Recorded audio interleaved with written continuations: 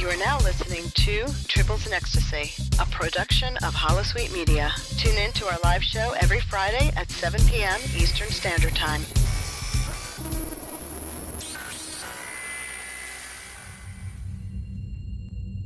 This is Admiral James T. Kirk of Federation Starship Enterprise. Your presence here is an act of war. You have 2 minutes to surrender your crew and your vessel, or we will destroy you. Admiral Kirk, this is your opponent speaking. Do not lecture me on treaty violations, as this broadcast is intended for mature audiences. In the following podcast, there will be thoughts and opinions expressed that in no way reflect your Federation, this station, website, or affiliated partners.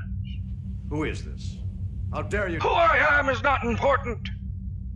Listener discretion is. Klingon best.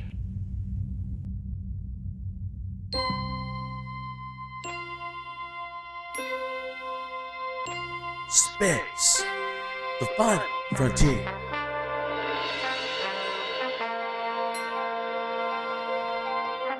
These are the voyages of the starship Tribbles. Her ongoing mission to explore strange new worlds, to seek out new content and new stuff, to follow the girl where no podcast has gone before. Another night of Tribbles and Ecstasy. Hey, hey, hey, hey! Hey, hey, hey, hey! Hello and welcome to episode 229 of Tribbles and Ecstasy. I'm your host, Midnight Shadow, and joining me in the studio today, my team are... Incoming message from Starfleet Captain. Apparently, there's a thing going on called STLV. Hi everybody, it's Sun. And it's the dead guy, Zombie. And hopefully we'll have a couple more of my crew joining us later on if they can make it. And joining us all the way from STLV itself, we have Mr. Scotty Baker. Welcome back to the show. Heidi ho, thanks for having me. How are things at the west side?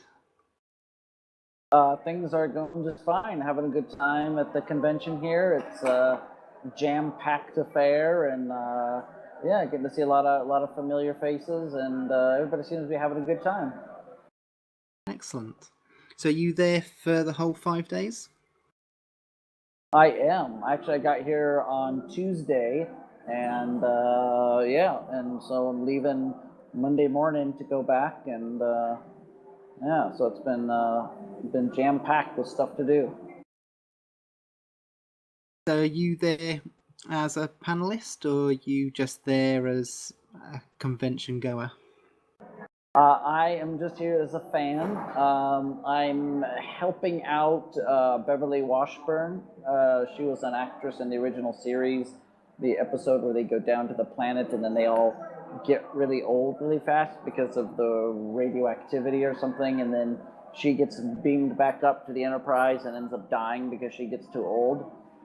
So she's here signing autographs, and so I'm helping her out a bit, and that's how I'm here. I just recently watched that.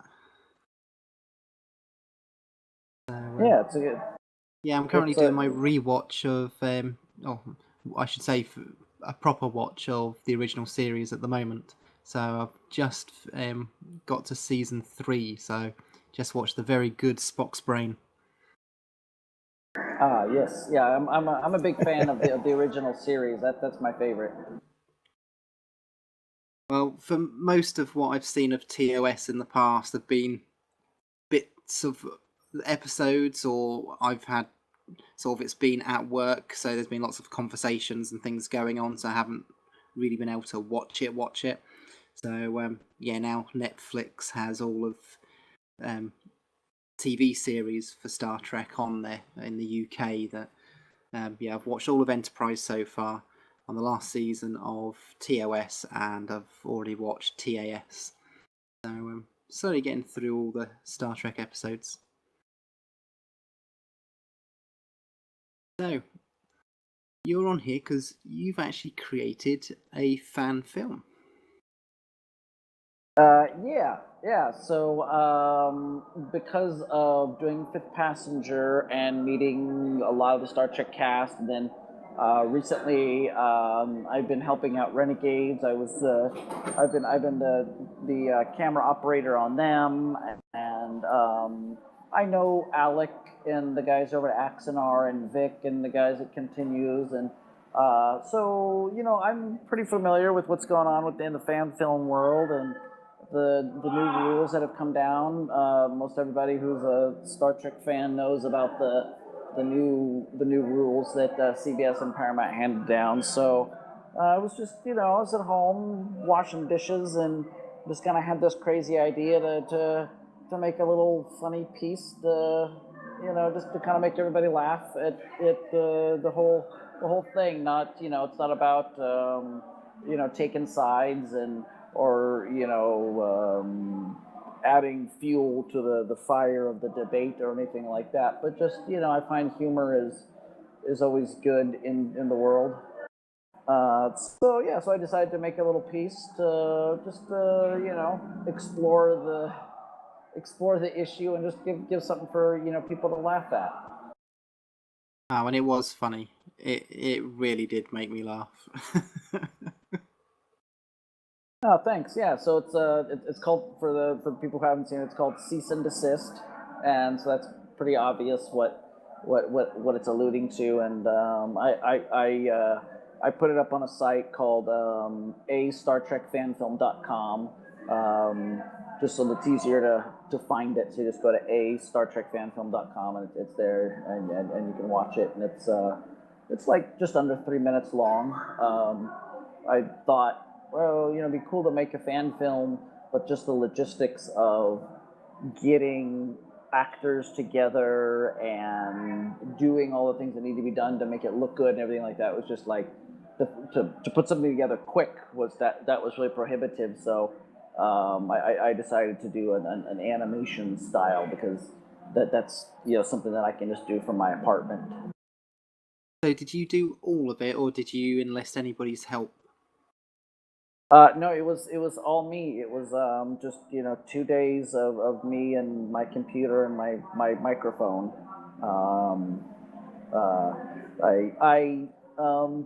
I did all the animation and the art myself, but it wasn't like freehand drawing. I went to Netflix and found episodes that had scenes that of like what I wanted to do and took still frames from that and then brought the still frames into Photoshop and then I drew on top of the frames and colored them in and added in elements that I needed for the specific scenes or like move certain characters around. Like I had the bridge scene, but the bridge scene I had didn't have Bones standing there, so I found another shot of Bones and drew him out and then added him into the bridge where I wanted him and stuff like that.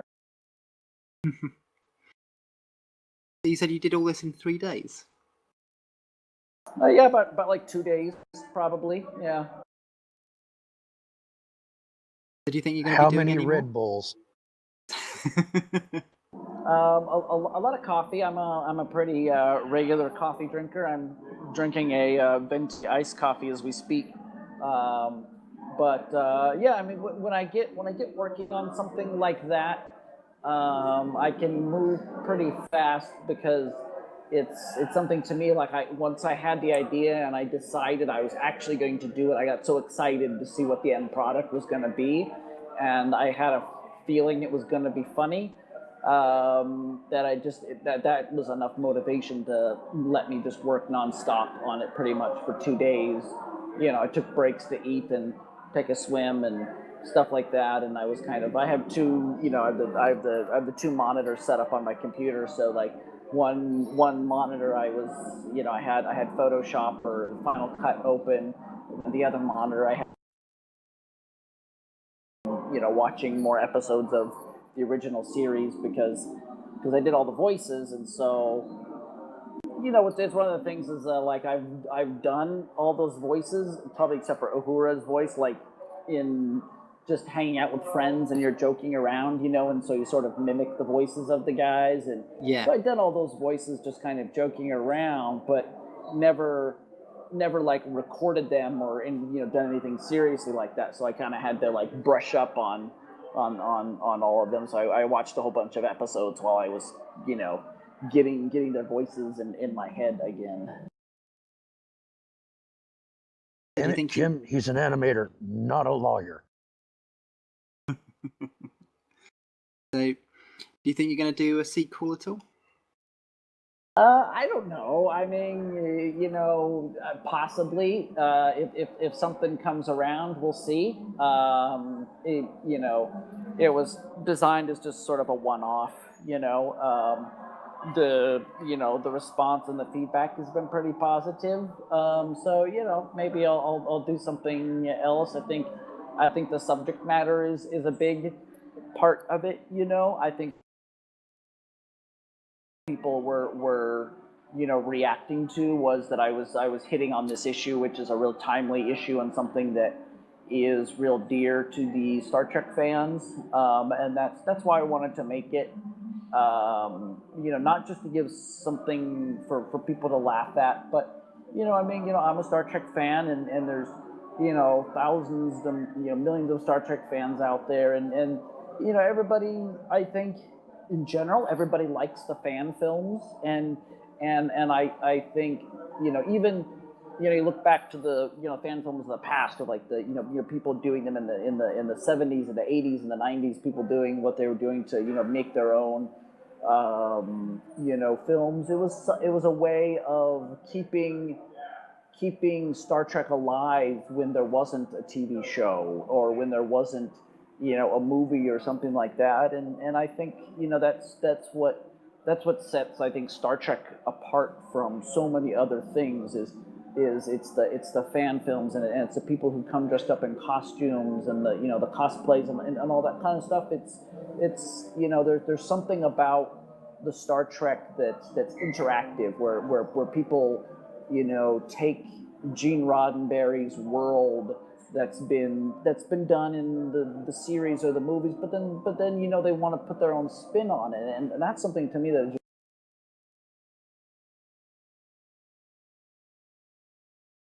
You still there, Scott? You've cut out. Oh yeah, sorry, something happened with my phone. Can you hear me now? Yeah, we can hear you now. Oh, okay. Yeah. So anyway, so I was saying, like, I think the fan film things and the costumes is something that's kept Star Trek going over the last 50 years, and I'm grateful for everybody who's taken time and money and resources to make their fan films, because it's something that they love and they want to keep the vision alive in their own way. And so it's about giving back to that community, and just just that whole thing. My thanks to all those people who have done that, and also to Paramount and CBS, because they do own the rights to Star Trek, and when it comes down to it, the film industry is an industry, it's a business, and it's there's copyrights and all those kind of things. That's just the reality of the world we live in, and so it's not about disparaging anybody, but just celebrating everything that's Star Trek. Yeah, and it also goes to show that people can very easily and quickly do a fan production without huge costs, without it being a couple of hours long, and can do it within the guidelines as well. Yeah, Unless for sure. you figure in the price of the coffee, and then it gets kind of pricey. Well, especially if you got to fly to a nebula for Janeway, yeah.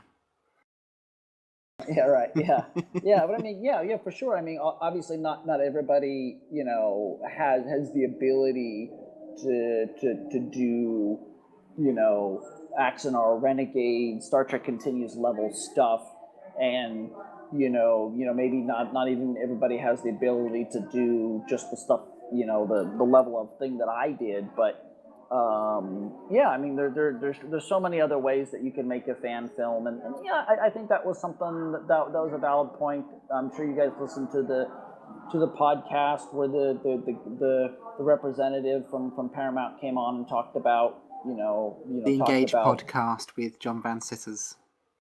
Yeah, that's the one. I listened to that, and there was some real valid points in there about is our Axanar and Renegades and Continues, are they ruining the spirit of the fan film kind of thing, because they've sort of created this arms race about how many old Star Trek actors can you get in your production and all that, and I mean, I see the validity. I see like something that's so wonderful about Renegades is, hey, we get to see Tuvok again. We get to see Admiral Chekhov, and we get to explore these stories with the original actors and do these things that we know Paramount and CBS are never going to do. But it is what it is, I think. But yeah, I think definitely, like, there is something about the film that I did that shows, with one person can go out and create an entertaining Star Trek fan film on their own without raising hundreds of thousands of dollars. Yeah. So you've mentioned Renegades. Now I know you were part of the crew that helped create that.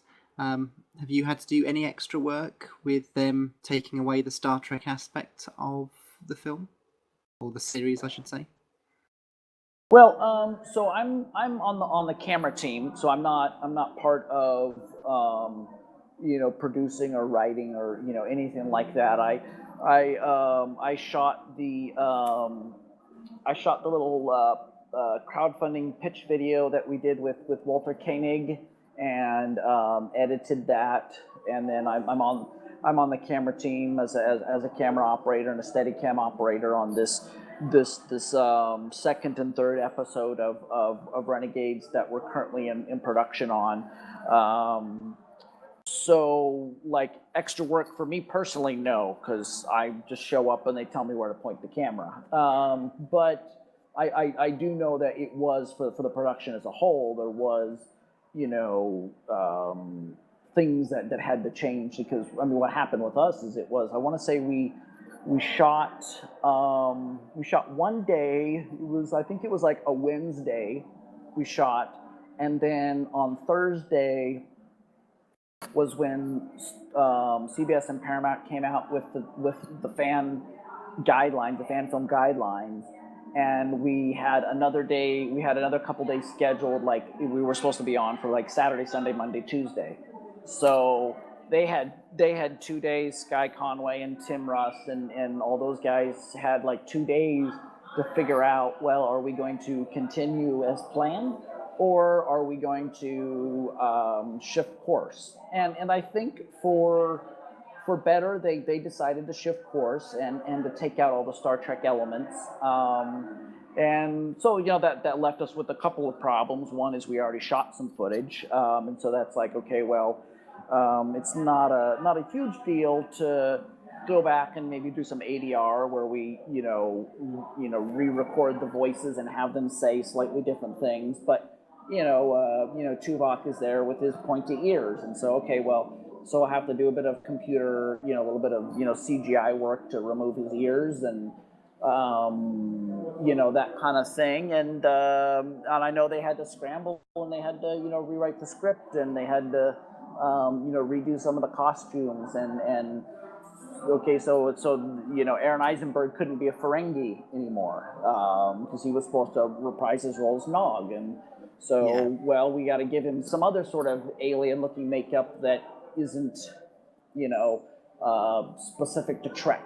And so those kind of things had to happen, and had to happen on a very, very quick turnaround, because the whole deal was that they had cast and crew and locations and makeup and hair and all these people standing by that they had hired, and you can't just tell people, oh, well, we're not going to shoot and everybody come back in 2 weeks or something like that, because people could say, hey, I reserved this time, so you got to pay me whether I show up or not, because that's just kind of how the industry works. You reserve somebody's time. You can't just cancel the shoot and not pay people. So there was a lot of things that had to happen in order, for them to do what they felt was right. And like I said, I think they made the right decision. One of the big things for them was in the fan guidelines. It said you can't have anybody that has been a cast or crew in any previous Star Trek production be in your fan film. And whether you agree with that rule or not, that's the rule that they set down, and Sky and the other people involved didn't want to take an antagonistic approach to CBS and Paramount, because LA is a small town and the film industry. You've cut out again, Scott. Oh, sorry. So LA is a small town. Yeah, and the film industry is an even smaller town, and the person who's the president of CBS today could be the president of Fox tomorrow or whatever, and there's no sense in burning bridges with people and purposely trying to make things difficult. And so they said, okay, well, let's work with what Paramount and CBS want, because they respect them, they respect the Star Trek name, they respect it.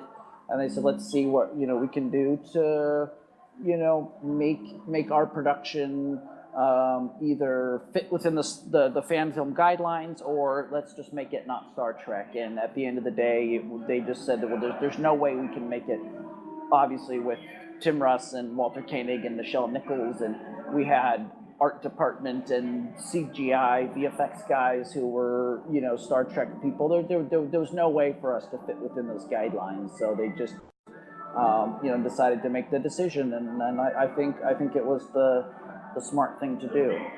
Yeah, because with Renegades, the difference was this was something which was by Star Trek alum, not just with Star Trek alum like a lot of the other productions. Yeah, and that was I think that was the the straw that broke the whatever metaphor you want to use, that was the turning point for them as far as making the decision on the course of action they would take.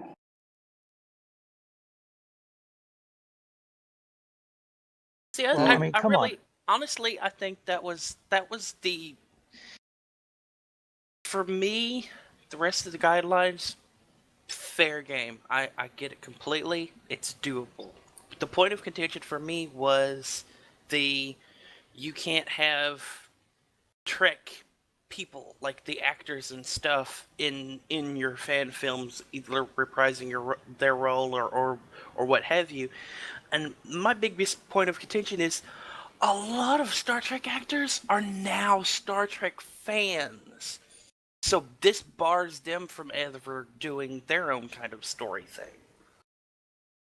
Yeah, for sure. And I mean, we, like I was saying, in Renegades, we've got guys who are helping to build props and costumes and the sets. And they've worked on Star Trek. Maybe they only worked on one episode of Next Generation, but now they can never work on a Star Trek fan film for the rest of their lives because of that one episode they did.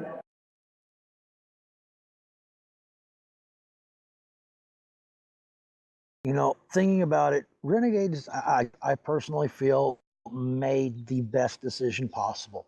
I mean, come on, when some of your major players that are behind the creative side of it are, as we've mentioned, Star Trek alumni, then there's no real way that they could keep anything Trek related in it.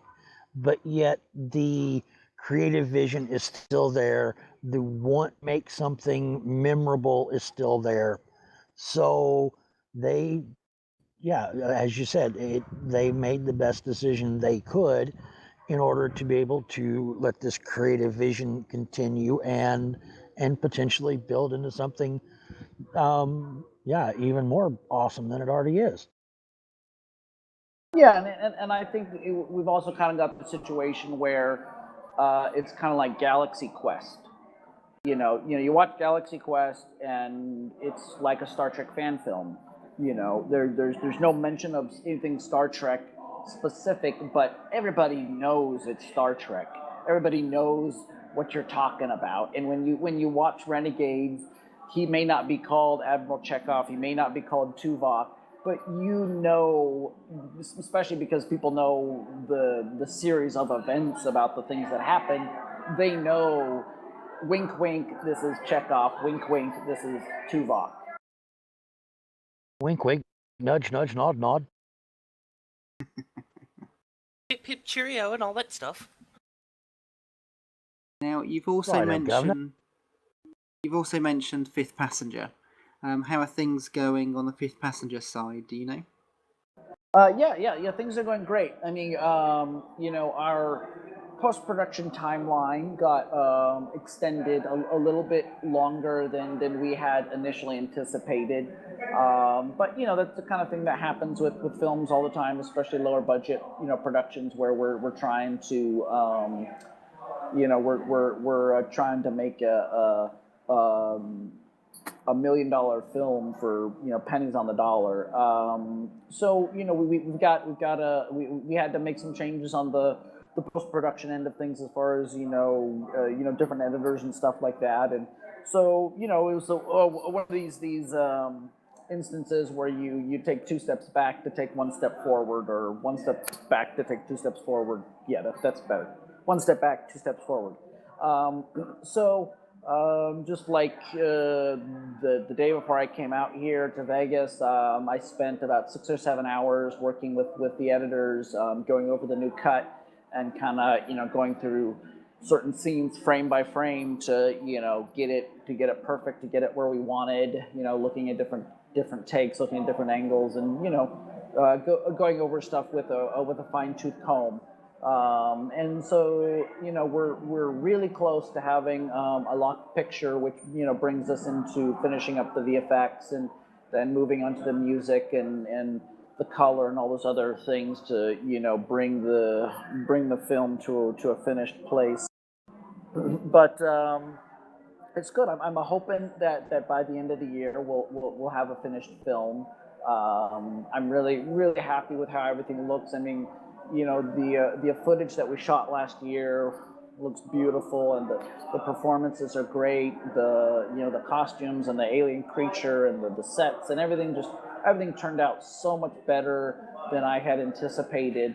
I had high expectations about a lot of things, but tried to set I wanted it to be awesome, but I had this sort of I had this realistic mindset where I knew we were operating on a budget, so we were gonna have to compromise on things, and so maybe some things aren't gonna look as good because we can't afford this, that, and the other. But everybody came together at the end of the day, and it looks awesome, and things are coming along now, and I can see the light at the end of the tunnel on the film, and everything's looking great. And we showed we've been showing the project around to people like the Sci-Fi Channel and things like that, and have gotten really positive results. But we're not going to know for sure when and where the film is going to come out until after it's finished, because just most of the people that are going to make those decisions want to see the finished film, and won't say yay or nay or where it's going to be until they see the final film. So yeah. Oh, you tease. Yeah, I mean, I wish I had more information. I wish I could tell you it was going to premiere here at this time and this date, and then it's going to be here and here and here. And these are all things that I worry about on a daily basis, and I wish that I had that information myself. But it's just not just not how things are going to happen on this film. It's we get the thing done and we show people, and then they're going to make their final decision. But everybody that we've showed the trailer to, that we've showed the package to, they're super excited. They love it. I'm talking. I talked to people here at the convention. Everybody's excited to see it. I talked to Chris Doohan just a couple minutes before I came on with you guys. James Doohan's son, and he's seen the trailer, and every time I see him, he's asking me when it's going to come out. So, everybody's excited to see it, and I am too, more than anybody, I think. And obviously, as soon as we have that information on when and where and how, we will definitely tell you guys, and scream it from the mountaintops. Excellent. Yes, definitely looking forward to actually getting to see that film. So, what's next for you then? What are you up to at the moment? Right now I've been telling people, Fifth Passenger has been my 5-year mission. It's been about 5 years that it's been a long since time getting from there to here. Yeah, and it's my first film as a feature director. I've directed short films and stuff like that, but as a feature, it's my first one, and so I put everything into this film. I've live, breathe, eat, sleep, blood, sweat, and tears, and all that into this film, and it's so hard for me to see as a director or a producer what's next for me after this film. I've been talking to people, and I've got a couple people who sent me scripts that they want me to read and things like that. But it's like I said, I put so much into this film that like 100% of my energy is going into getting it done. And when it's done, then we'll see what's next. I do I guess like I do camera on Renegades. That's kind of like my day job. Is I'm a camera operator in LA, and so that's how I pay my bills, and how I keep alive is by doing that work. And so I'm working on I work on random stuff. I work on small independent feature films and short films and music videos. I'm doing 2 more days of Renegades next week, and then actually on Saturday, Tim Russ is going to be directing a PSA sort of commercial for the FBI, and I'm going to be doing Steadicam on that with him. Cool. And so the sort of thing where you're going to give Tim is one of those guys that I ended up forming a really close relationship with.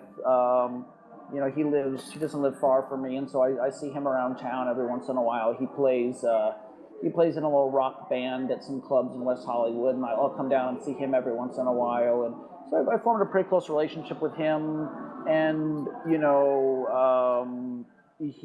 I worked on set with him multiple times, and we really clicked as far as how we work on set. And so he's definitely a guy that he gets a lot of work, and I'll continue to work with him as projects come up, and definitely when I if I come around to directing something else and there's a part for him, he's definitely somebody that I'd love to have on board again. So I just I'm doing my thing out here working, and trying to stay alive until Fifth Passenger's done, and then we'll see what happens after that. I think I'd like to direct something maybe that I didn't write, that I didn't have to produce, and I don't have to raise money for, because that whole side of the business is stressful, to say the least. We did the crowdfunding to raise the money for Fifth Passenger, and that wasn't what we raised. Crowdfunding wasn't even enough to get it finished. We got private investors and things like that, and just all that. It's so stressful and so difficult, and crowdfunding is difficult, and trying to get people to invest money is difficult, and it's not those things of making a film that are creative, where you're telling stories. It's none of that stuff.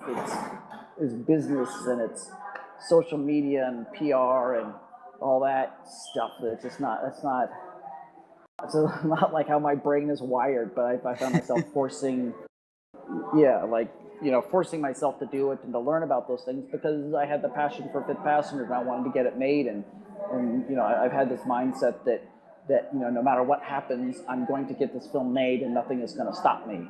And so I've had to do those things, and I'm hoping that on the next thing I do, people will see my talent as a director in Fifth Passenger, they'll do all that hard work for me and just let me come in and direct the thing. Yeah, when we had Manu on, he was saying about how difficult Hollywood is, sort of, and how so many people think it's just so easy and sort of spotlights, but it's just not. Okay. Stop the truck. Emergency stop on the warp core. All that sort of fun. Tuvok, rocking out. Eho. No, I would have never thought that. Yeah. Tim is an excellent musician, and I've said this before to other people. Tim is a musician, I think, at heart, who does acting to pay his bills. Like when you see him up on stage, rocking out on the guitar, singing, it's like that's like you see him and it's like that's where he wants to be. That's where his spirit wants to be, is up there rocking out on stage. Because isn't he part of it? Was it the Enterprise Blues Band? Isn't it? I know he'll play at certain conventions. I don't think he's playing this year. I think maybe he played last year here in Vegas. But when he's just in LA, he's just playing. It's just it's just called Tim Russ and Company, and it's just other musicians that he knows. And, nobody else Star Trek related or anything like that. But I know he's played at some conventions. With some of the other guys. I know like Armin is a singer and stuff like that. But yeah, that's he's really a fantastic talent. He can kill it on the guitar, man. He's definitely a multi-talented individual.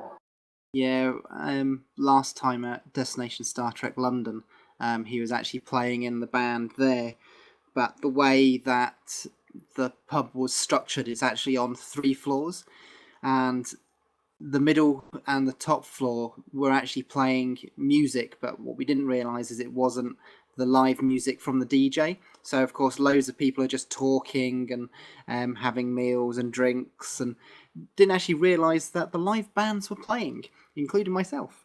So completely missed him. See, this goes into the whole creative side of Tim Russ. And like I said, he has the creative vision when it comes to Renegades.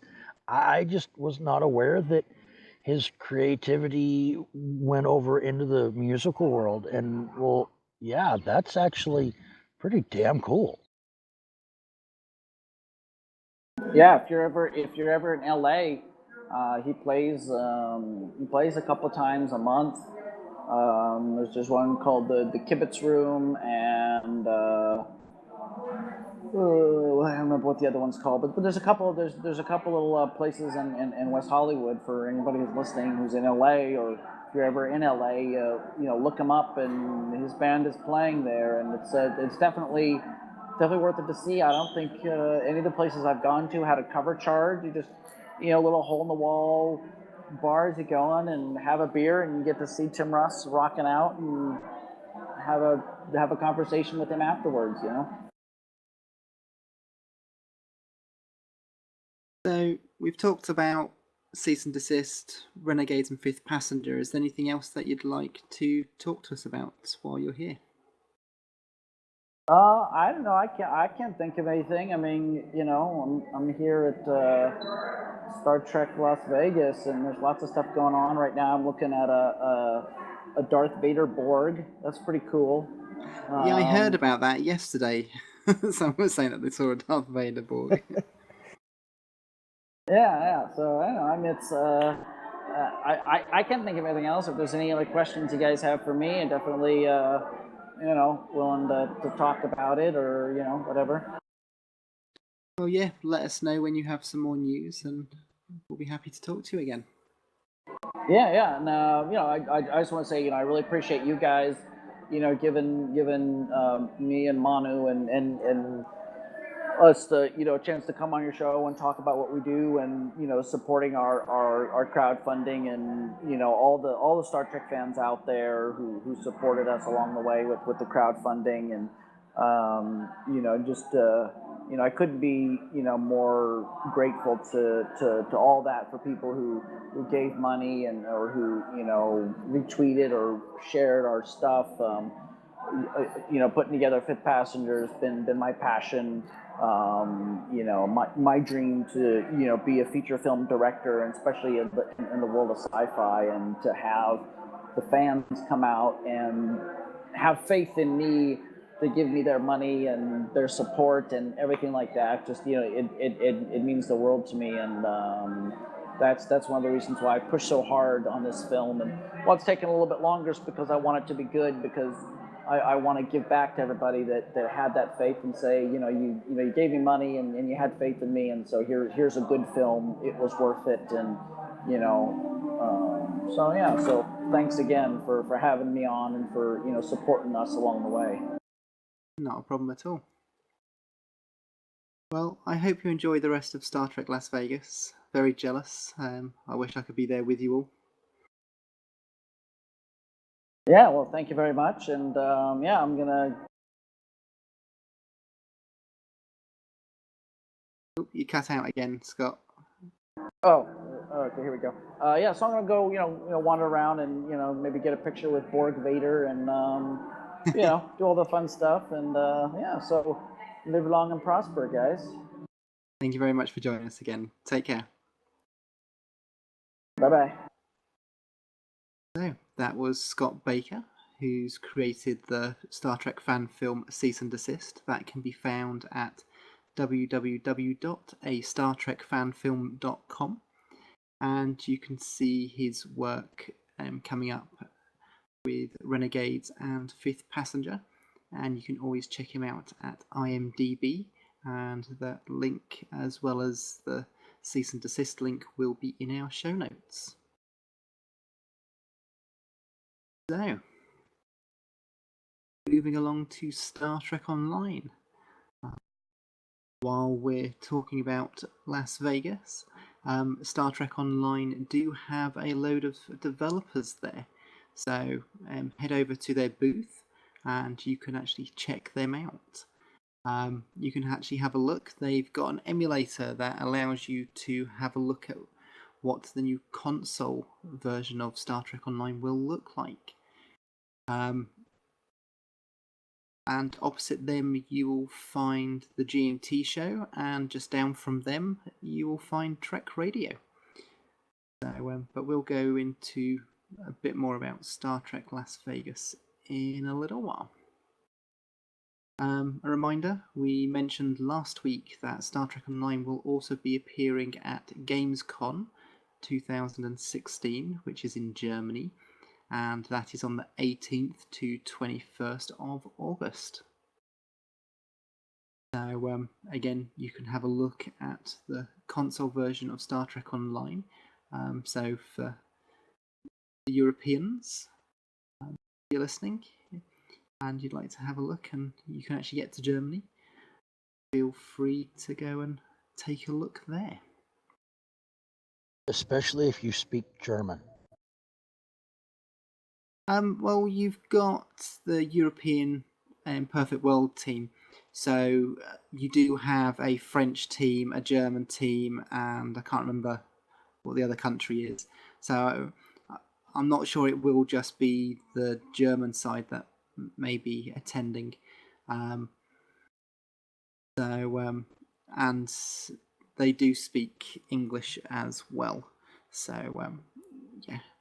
I think that even if you don't speak German, you should be able to talk to them without any problem.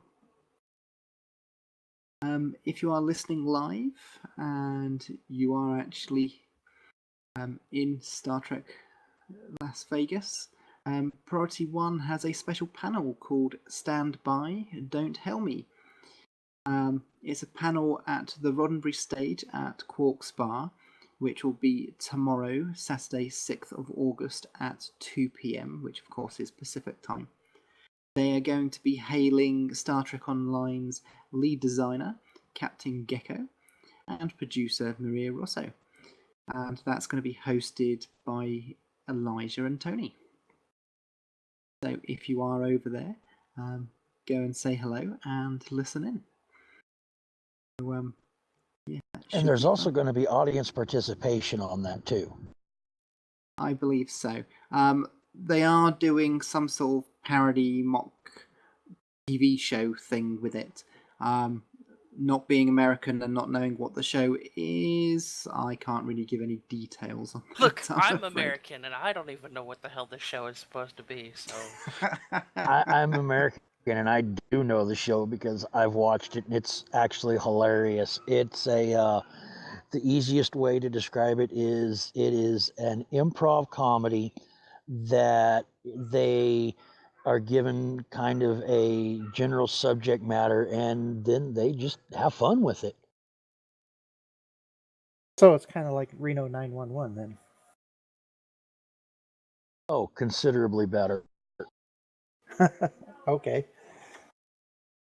So It's kind of like, oh, what's that one? Well, the one that they're making the direct mockery of is Wait, Wait, Don't Tell Me, which is kind of, in a way, a mockery of Whose Line Is It Anyways? That I have watched. I love that show. They had an English version of that, and I've seen the American version. Which one's funnier, the English version or the American version? Well, they had the same people. So... Yeah, they had the same people. Yeah, just some of the comedians were more British than they were American. Yeah. So it was still Clive Anderson that sort of hosted it. Yeah. Well, but yeah, you have to admit though the new stuff that's been coming out with Drew Carey and then when he moved on from it, they had a lot of Canadians for the new Whose Line Is It Anyway, and they still do. I've not watched it since the sort of mid-90s. So it's been a while. Well, it's pretty much been the same three guys with just an extra person rotated in and out. So it's not really changed in the style of the humor they're doing. Presentations changed just because of the presenters. And Aisha, the new one, Aisha, she's pretty funny in her own right. So she doesn't do it like Clive does, but she gets herself involved in it too. So, yeah. But it sounds a lot of fun. So, yeah, if you are in Vegas, go and take a look. So, if not, tune into PriorityOnePodcast.com, and I'm sure they will be posting recordings of it over there or on their YouTube channels. I think it'd be funny as hell if they live streamed it. It depends on the internet. One of the issues with a lot of the conventions is internet sucks. I know with Destination Star Trek London, it's basically, well, imagine an aircraft hangar, but just split into sections with stairs and floors. It's all surrounded by metal structure, so signals for mobile phones, crap. Once you're inside, because it just bounces around. And yeah, I believe the Rio is awful when it comes to cell signal for the most part, and a lot of people are getting sort of choppy internet access. So, yeah, so far what I've seen that Priority One's done live broadcasting of this one, they've had jerky motions and pauses and stuff, so I don't think the internet is up to it. Well, part of that, as we know with people that have dealt with networks, is that if they didn't allow for the extra overhead, then they're actually having an issue with their internal bandwidth and not so much necessarily the external. It's just that they didn't realize there were going to be that many internet connected devices that were going to be screaming for access and to the amount of access that they're wanting, and it may not have been able to plan accordingly, and which, yeah, considering this is the 50th anniversary, they should have figured, in my opinion, at least 1,000% bandwidth as a minimum just because of everybody that's going to want to stream just because it's the 50th anniversary. The thing is, the convention people themselves, they do not sort out internet access for convention goers. That is not their priority. They basically, you have the internet access for the place that's hosting it, and they never put on extra. They won't go and do that as something free, and even as a charged thing. They don't usually do it because then they can't guarantee a level of service where people aren't going to complain and they'll have to give refunds. So if you decide Hell, to everybody's use... going to complain at some point. Yeah, but if you're charging extra for internet access and people can't get internet access, then you're going to have a lot of people asking for refunds. Whereas if you have a free internet access and it sucks, they just go, well, it's free, piss off, sort of thing. So, yeah, they're not going to spend money on increasing bandwidth for things like that.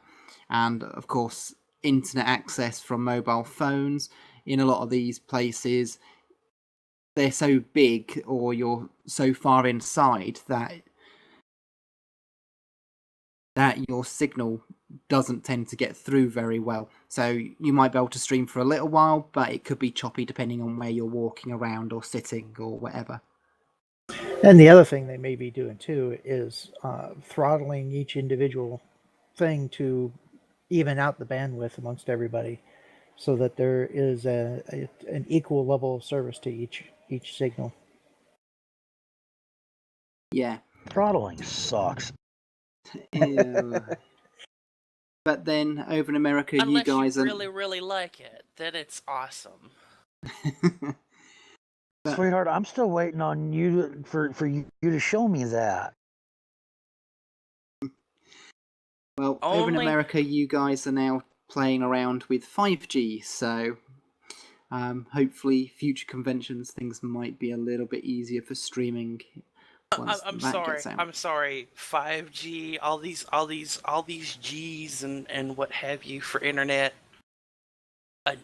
Over in South Korea, from their cell phone, they can pipe in the internet to a laptop and run not only what you're doing right now, Midnight, with broadcasting on Twitch and YouTube and Facebook, but they can also be in the middle of playing very, very graphically intensive hardcore games and streaming those games through all of those various sites. The internet in South Korea is just that good, and it's absolutely fucking ridiculous that we don't have that shit. Well, that has to do with the infrastructure here is set up to first and foremost to throttle us so that we get an equal level of service to everybody. Right or wrong?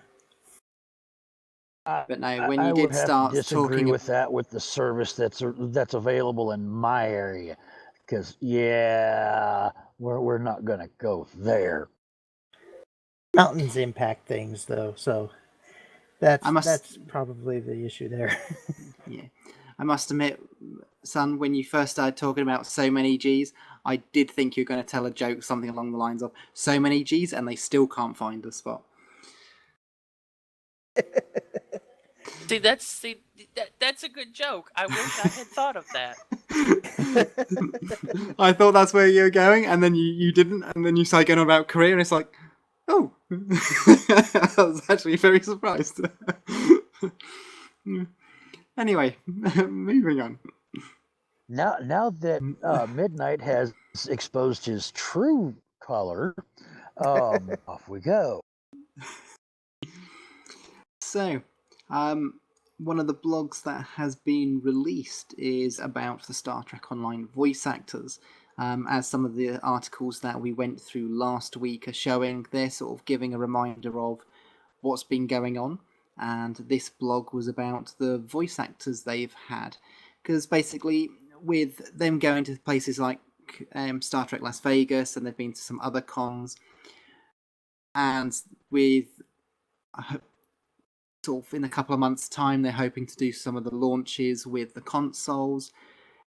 they're looking for people who are looking at their site to be able to see what is in the game, and it's a good way that people out there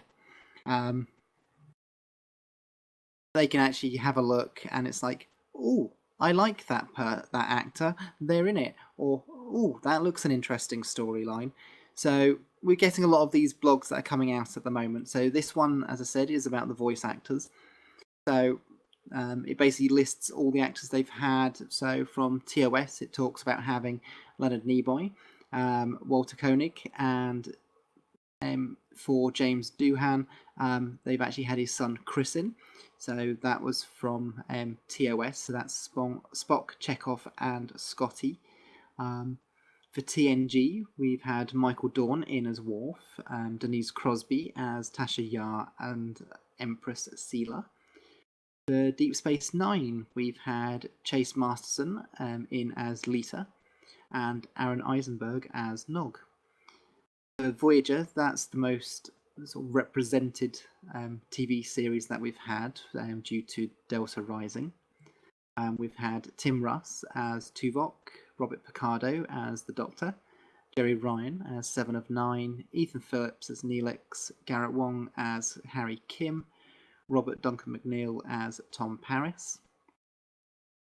We've also had Kim With Rhodes. special guests Kim Rhodes as Ensign Lindsay Ballard and Lisa LaCicero as Ensign Morale Paris. And for anyone who's not too sure who that is, that was Tom and B'Elanna's daughter in Endgame, which was the final 2-part episode of Star Trek Voyager. And you don't recognise Ensign Lindsay Ballard. That was a single episode in Voyager where a member of the crew came back from the dead as a race called the Kabali Jetlaya. So if you haven't caught up with Voyager, that's where they are from. From Enterprise, we've had Kipley Brown, who played crewman Jane Taylor. She voiced Administrator Kumaraki. I think I've probably said that wrong. She was the Lakari scientist in Star Trek Online in, was it New Dawn, wasn't it? I don't know anymore. Yeah, I think it That was. story I was think the that only was the name of story. the episode. That Yeah. story was the only story with exploration in it, and it was forgettable at the same time. We've also had Matt Winston, who plays Temporal Agent Daniels. From the Kelvin timeline, or as most people call it, JJ Verse, we've had Zachary Quinto, who plays Spock in that timeline, although he was a holographic doctor. He was the EMH for the FET, or he is still one of the EMHs for the FET tutorial. Yes, although the part that he plays in that is now reduced somewhat, but he is still in it. And recently we also had Joseph Gatt, who plays 0718, which is the cybernetic human from Star Trek Into Darkness. He's one of the science officers on the bridge.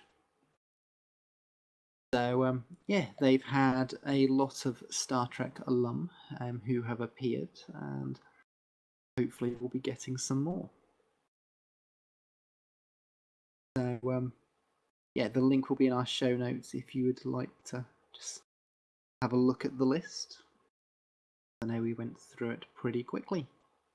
You know, it's actually kind of interesting to me that in the alternate universe that we have now from JJ, that okay, yeah, sure, all of this history has gone up to the point of the Kelvin being blown up, and then it's all different. Okay, you realize this means, okay, they have an entire blanket ban on genetic manipulation, aka augments. Yet, here is a perfectly good human officer that's been integrated like a freaking binar. I was thinking Borg. Yeah, but see, that's the thing. The Borg are this hive mind of everything must be Borg. The binars were at least integrated cybernetically with the technology and still had some free form of thought instead of having that be stripped away? Well, it's not quite as much. The thing is, a lot of people have started calling it, rather than the Kelvin timeline, they started calling it the Kelvin universe. Because if you rewatch 09, even the ship, the Kelvin itself, is different, especially when it has a look at the interior compared to what we've seen previously. And it's also size. The amount of people in the ship, those ships were a lot smaller in what's called the Primeverse. So a lot of people are actually saying that when they have a look at the Kelvin, it's actually, it wasn't that it split, so everything before existed exactly the same. But after that point, it took a turn drastically in another direction due to the fact that they had Borg Romulan technology from the future. From another universe's future. Yeah. And so that point with the Kelvin, things sort of spiraled and changed dramatically. But at the point that it went through, if you have a look at what we did see in the opening sequence of 09, there's enough in the way of differences and what we see in other things that show that it wasn't exactly the same timeline, which is why a lot of people are now calling it universe instead. Well, but see, that's that's semantics, people. The fact that it's a different timeline means it's a different universe in the first place. But we're Trekkies. We're all about that. I mean, the mirror universe is just an alternate timeline where everything's the same, just a little bit different. Just a little twisted. The thing it's an alternate timeline, but it is also a universe of its own at the same time. But this then is the every time theory. Yeah, but then that's the same with every time travel story we've had in Trek. One could say that every time they went back in time, we could be seeing a different version of the timeline as it continued, or that they created another one and then everything that came before was actually irrelevant anyway. So you could say that about any point in time This is why the temporal Cold War is a stupid premise to start anything in the first fucking place, because it doesn't fucking matter.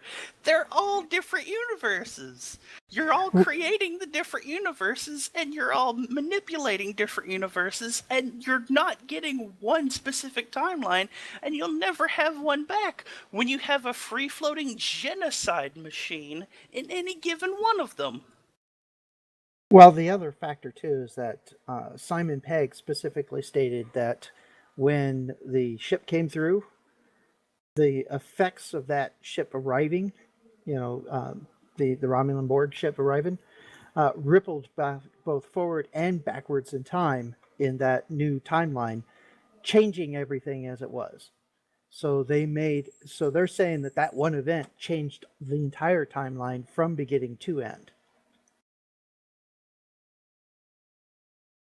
But, quantum mechanics at its finest. And that's all we can say. And as Janeway says, I hate temporal mechanics. Yeah. It's a seventh dimensional problem. But it's we've a story. only reduced it to seventh? Well, it has an eighth dimensional answer, so. But yeah, it's a storytelling thing that's gone on throughout Star Trek. And yeah, Star Trek Online have continued in that fashion. And I know you've got a lot of problems with everything that's been going on, but I'm enjoying it.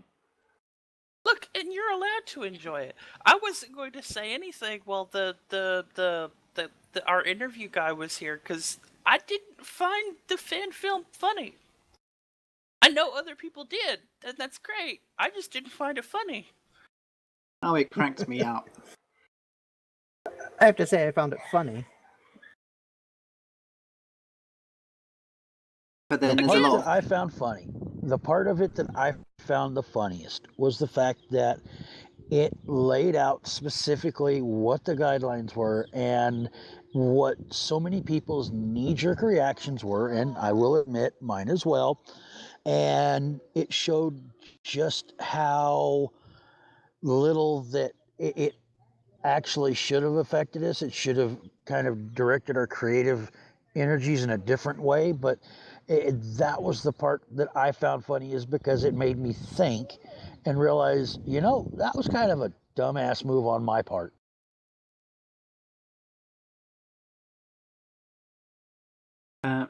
Yeah, everyone's got a different view of what they find funny. There's a lot of comedies out there that, I just don't find funny. You can always guess what's going on. But no, this one really did chuckle me. I did like Cease and Desist. I thought that was really good.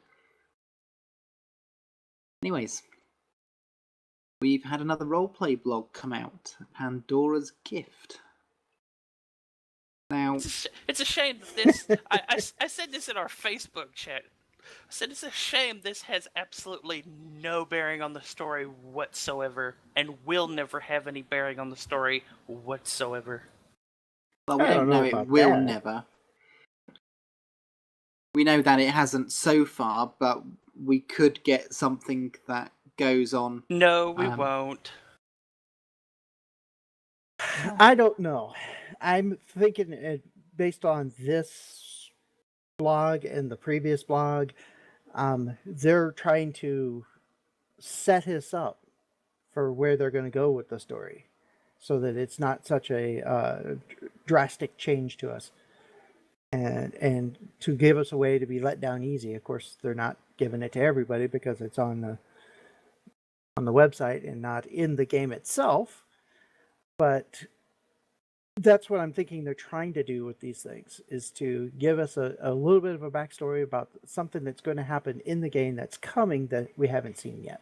Yeah, because what we you mean could the fact do that is... all of this was irrelevant in the first place because they're all different universes and it doesn't really fucking matter if you're having a temporal Cold War or not, because it's all useless.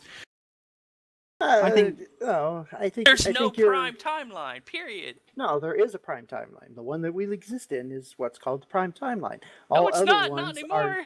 All other timelines are the ones that are less relevant than our particular one. We exist in a parallel timeline right now. Do you know why? Because Genocide Machine. Well, that's only if you look at it as, well, no matter if it's never been affected by these time things, then that's the prime timeline. But that's not the way I look at it. The way I look at it is that the prime timeline is whatever is considered the accepted timeline, the way things are supposed to be. The prime timeline is the timeline that you're actively in. It's as simple as that. Yeah, and that's what's being supported and protected by the temporal accords and the temporal agents, and that's what's going to be enforced in, and all the rest of the timelines are less relevant and less important to what their particular goals are. But I think what this is leading to is showing that we could see a bit more of a split with the sphere builders, and we could see some help from some of them. Well, we could see here's where I'm going to rub salt in that. Okay, the main character in the story is actually taken to trial and then sentenced because he acted out of his conscience, and his conscience said, "Yeah, this shit just ain't right because we are changing things, and because of that, it's destroying entire universes, dimensions, whatever you wish to call it." And he felt that was just not the kosher, cool, copacetic thing to do. Therefore, that means that when it comes right down to it, what used to be the Tutarians, now the sphere builders, really don't give a shit. So they sentence him to a long prison sentence. Life in jail without the possibility of parole, basically. And his wife busts him out of jail and says, "Get the hell out of here."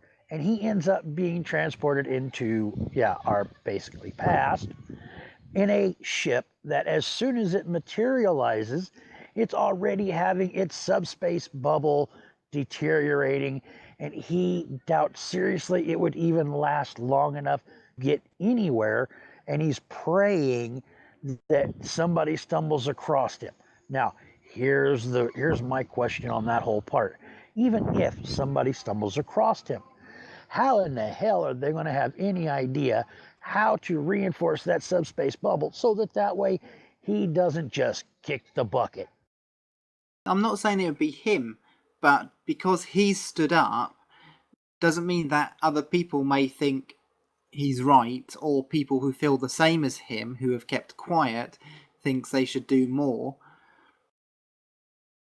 But if you look at the militaristic way that society has been built, and how they have gone to the point of saying that it doesn't matter what happens as long as we are able to get back to a universe like our own through whatever means, then the ends justify the means.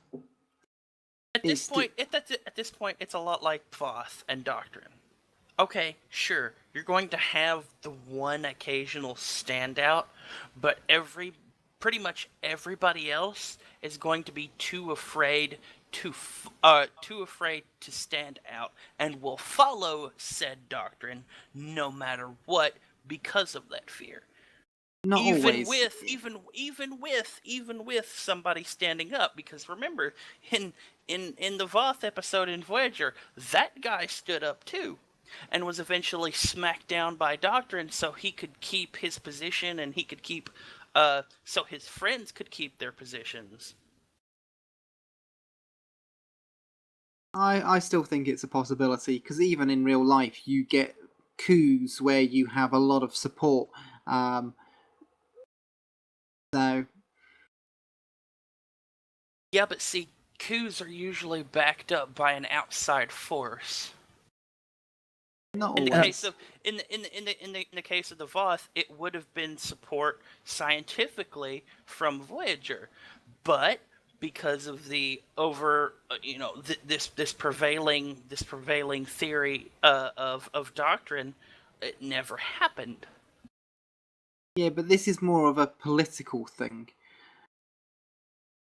I'm thinking that this guy, we're not going to rescue him. He's not going to live. But he's got with him the information. He will have records. He will have any of his known notes that he'll put into the database on his ship as he's traveling around, plus whatever his wife put in there too. And if we've still got the records as well from the NX-01.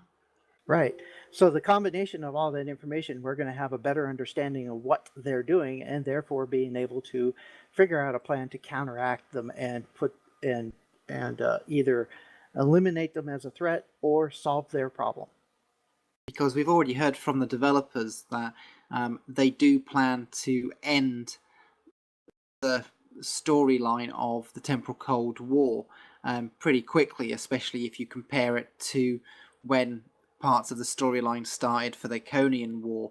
That sort of technically ran sort of like 5 years. This one is to be wrapped up a lot quicker before they start moving on more. So, yeah, I think... so they're going to let us build our own Death Stars in the near future. I doubt it. So, yeah, I think it's a little window into where the story may go, and I think that will involve sort of some of the sphere builders. Honestly, I don't even think that if given the chance of even stumbling upon this shuttlecraft, that there will even be an entirely intact shuttle to begin with left for anybody to study. Because the shuttle itself, not just the atmosphere not just the atmosphere inside, but the shuttle itself was in this temporal bubble moving through space. Yes, but what we've always seen through all the shows and stuff is that it's only the organic material that breaks down and fall apart. The inorganic material does not, and will not have any problems. So the ship will survive, the person will not. Because that's what we saw in Enterprise. Exactly. Unless it uses bioneural circuitry. Well, what we've seen of them, they don't. Right.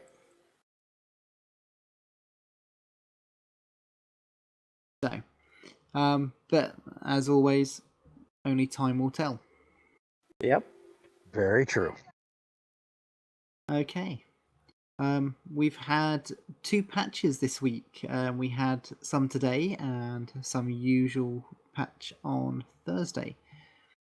So we've had some fixes when it comes to the Chronoton dual beam array from the Lobby store.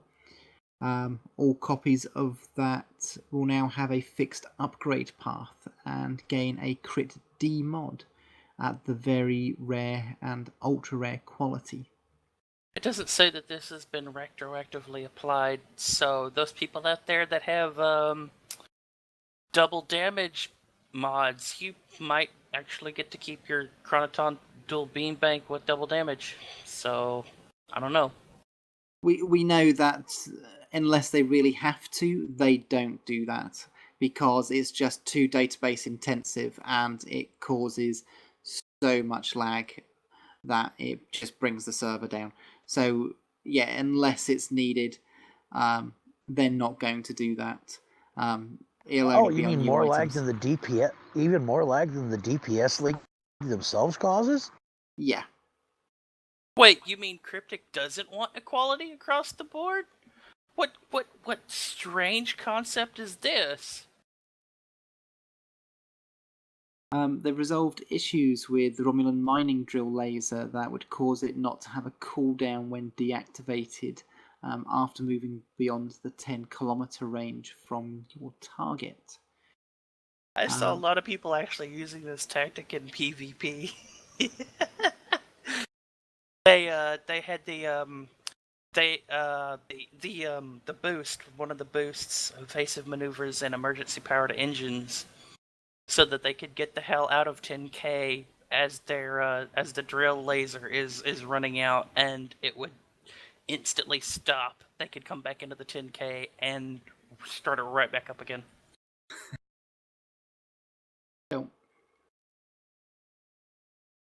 They've also resolved an issue where the combat activated ablative armor was being used on the Avenger class. The armor would appear to float above the left nacelle, so that has been fixed. They've also resolved an issue that would cause the fleet carrier on Tier 6 Jupiter class and all the Tier 6 fleet temporal ships. That would give a message that they reached Starship Mastery Tier 5, even though they don't have a Tier 5. Well, naturally, that people would get that message anyway in just about any ship, because once you hit the top tier of mastery, you're automatically leveling up in the next tier. And because since Tier 5 has no experience in it, after reaching the end of Tier 4, you're automatically Tier 5 anyway.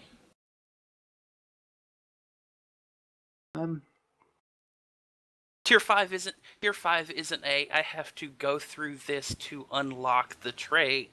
It is a I've gone through 1 through 4, the trait is instantly unlocked because I've reached the end of progression. I suppose if people are actually getting a message that they've reached Tier 5, they might assume that they have a Starship trait with that fleet ship, which they don't. I don't deny that. The point is, it's just all it is messaging that is hidden from players, who have Tier 5, U and Tier 6 stuff anyway. Only thing is for people who don't have those versions, then it could get a bit confusing. Although a lot of players who have played this game for any amount of time,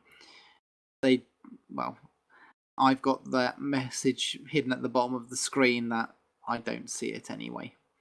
And a lot of other people sort of hide them and don't have it showing in chat and everything else. So it's not really a big thing, but yeah, especially sort of newer people to the game who don't really know, it can help avoid confusion, I guess. There's a couple of character issues that have been fixed. with regards to jackets and helmets, and there's also an issue where there's a do not use option for the Cation Mail head in the tailor. Now, if only they could fix the Voth lower, whatever the hell that is for the Voth outfit, because it likes to clip their legs too while also sprinting. Okay.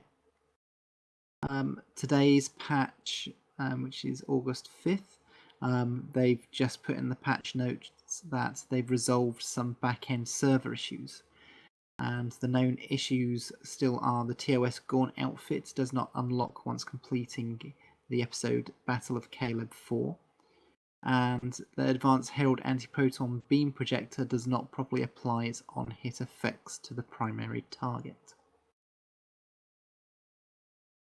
So, that is it for Star Trek Online this week. As I said, a lot of the developers are actually in Vegas this week, so yeah, nothing big has sort of come out. And as we already guessed, there are no big announcements when it came to the convention because they're literally just showing off the console version.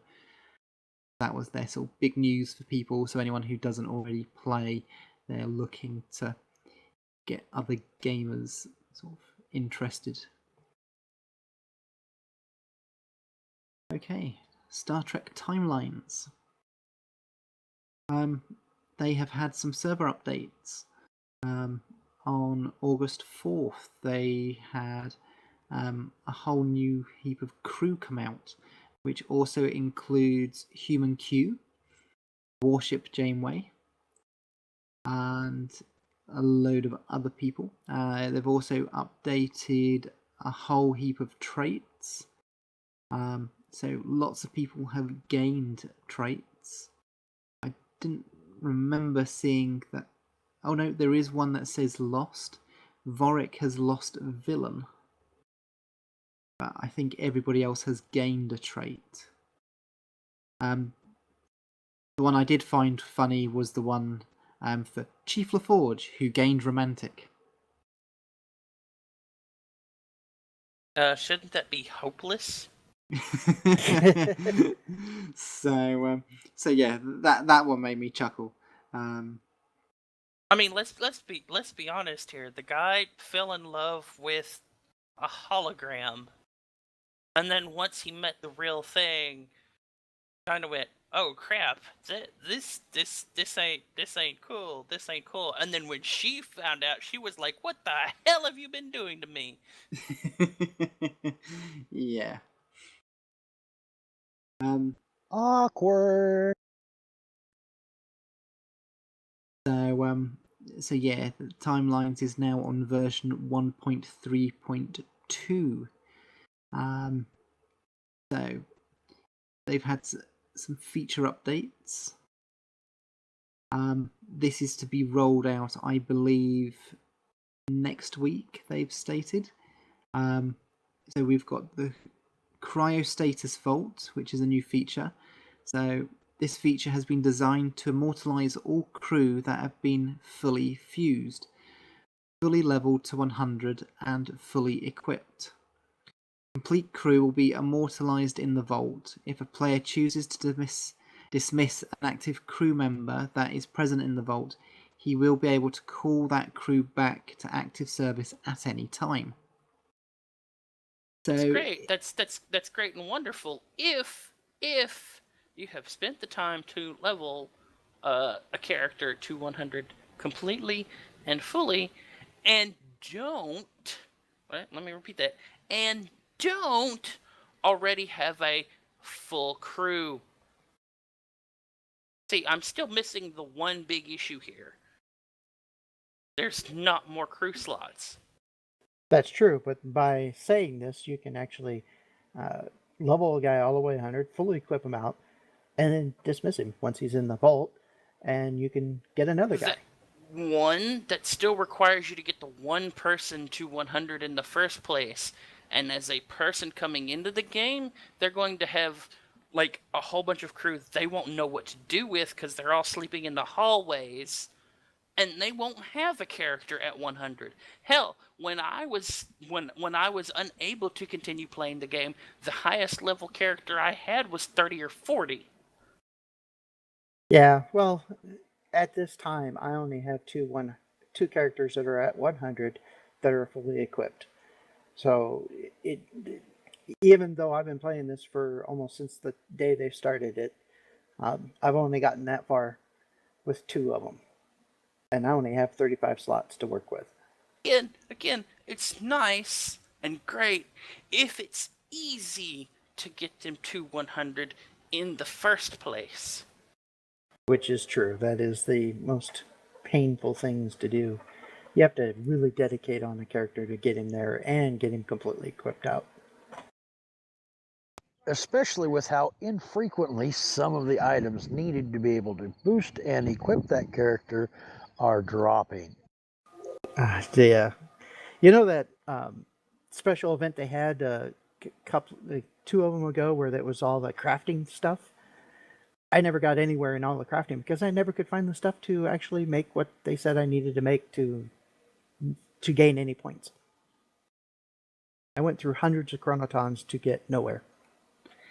Yeah, I've been there. It's one of the things that's been really annoying me about the game is, especially my sort of gold and purple leather characters, try and sort of level them up, but can't. I got a green guy that is at 90 right now, and I can't find the pieces I need to level up the last two pieces of gear he has. And so he's stuck there, not going anywhere because... Again, the cryostasis vault is a great idea if it's easy to level a character to 100. Well, so far I've got 9 characters that are level 100. So I've got 2 1-star grey quality ones, which is Chekhov and Troy. Then I've got Crusher that's... well, she's only got 1 of 2 stars, but she's fully equipped and level 100, and same with Alexander. Got Sato, she's again green 2-star level 100. Same with Kirk, Cisco, and Picard. So I could put all of them into the vault, and then I've got a 4-star Captain Coffee Drinking Janeway, which is maxed out. I've only got 2 items left to get for her, to have her completely sorted. This also brings up another point of contention.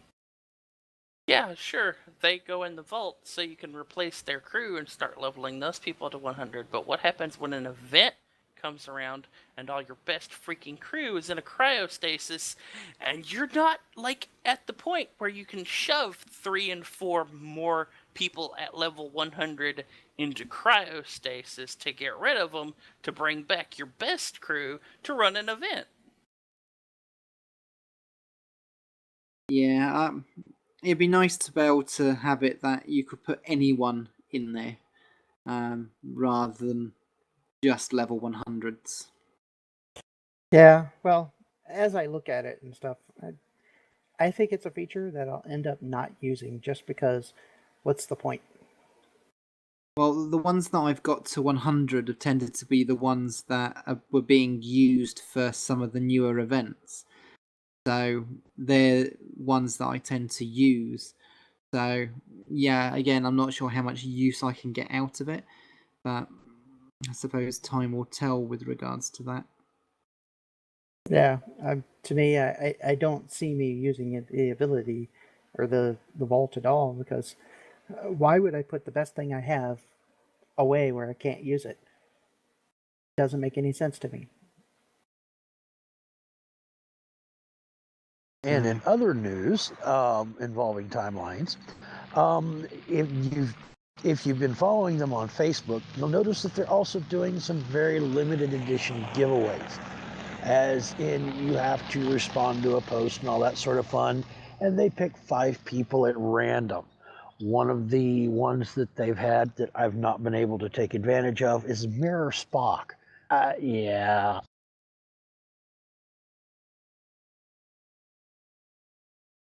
Well, that's a nice way to give out Mirror Spock for the people who didn't get it, or probably won't be able to get it because they can't log in to get it from the email because they screwed up and then said, here's a free Mirror Spock.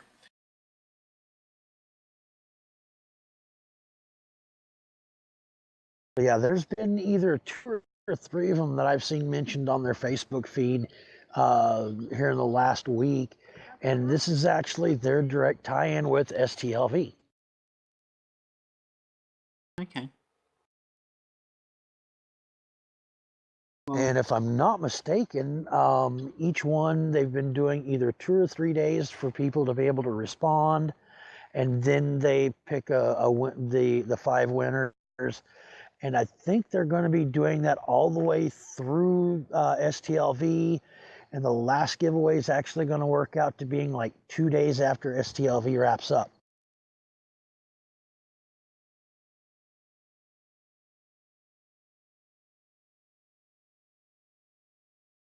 Okay, well, going back to the update, they're also going to be adding one-time daily missions. So this feature creates a system which one-time daily missions can appear alongside the standard daily missions. They don't really give any details on rewards or anything else like that. So, yeah, we'll have to wait for the release, I guess. Tap and hold training for crews. This allows multiple training programs to be assigned to a crew with one click. So rather than clicking once for each training program, that sounds very helpful, actually. Yeah, that's a feature that I will use and is useful. I might use it if I could actually get into the game. I think that'd be the same with the Sun as well. No, it's the last time I was in game, I had actually used all of my training manuals on one, what was it, legendary character that I had, and they were only level 20, I think. It's like, yeah, now I have to grind out all the crap to put on them so I can get them to the next cap for leveling again. Have you got it working on your phone yet? No, I have to. I'm literally going to have to wait for the Android update to 7.0 to be even able to attempt it, because No, I just wasn't sure if Android had released that fix yet. So. Well, no, Android's released a fix. LG itself isn't going to update the software until 7.0. Okay. The fix has been out for almost a year now with 6.1, and yeah, this device is still sitting at 6.0. So yeah, I'm pretty sure LG's at the point now where it's like, yeah, if there's updates or hot fixes, we're not going to implement those. You're just going to have to deal with the new software until the next big OS update comes out. Can you not do it manually? Force update it? No.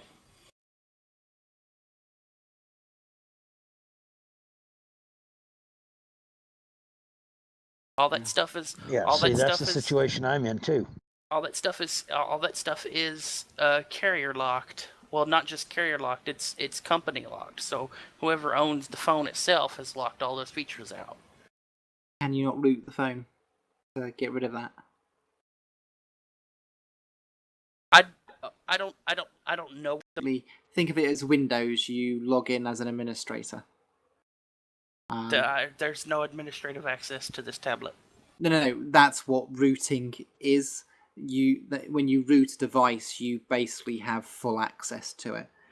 So what you do is, when you root a device, you're basically exploiting a backdoor that's already there that grants you super user access so that you can be able to change or do whatever you want. There are some inherent dangers to it. Okay. I think this is something for us to talk about off air, so we're not violating like anything while on air. We're not telling people how to violate stuff on air. Well, it only I depends on thought your you liked carrier. being violated. Well, routing your phone isn't always a violation. It depends on your contracts and everything else. Routing your phone is actually something that is supposed to be able to be done. So, bug fixes.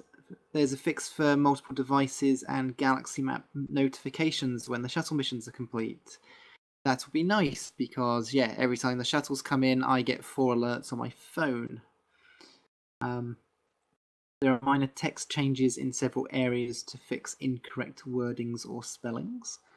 There's minor changes to the game for the screen to fix overlap with special offers and event icons on the right-hand side. And minor other UI changes for readability and correct spacing. Content updates, credits. The app has been updated to include team credits for those who contributed to Star Trek Timelines. And for anyone who's getting, who gets recipe out of date messages, you'll need to restart the game to make sure it's fully up to date. That should then get rid of it. In my case, I have to reboot my phone to get that to go away. They also released another update on the 4th.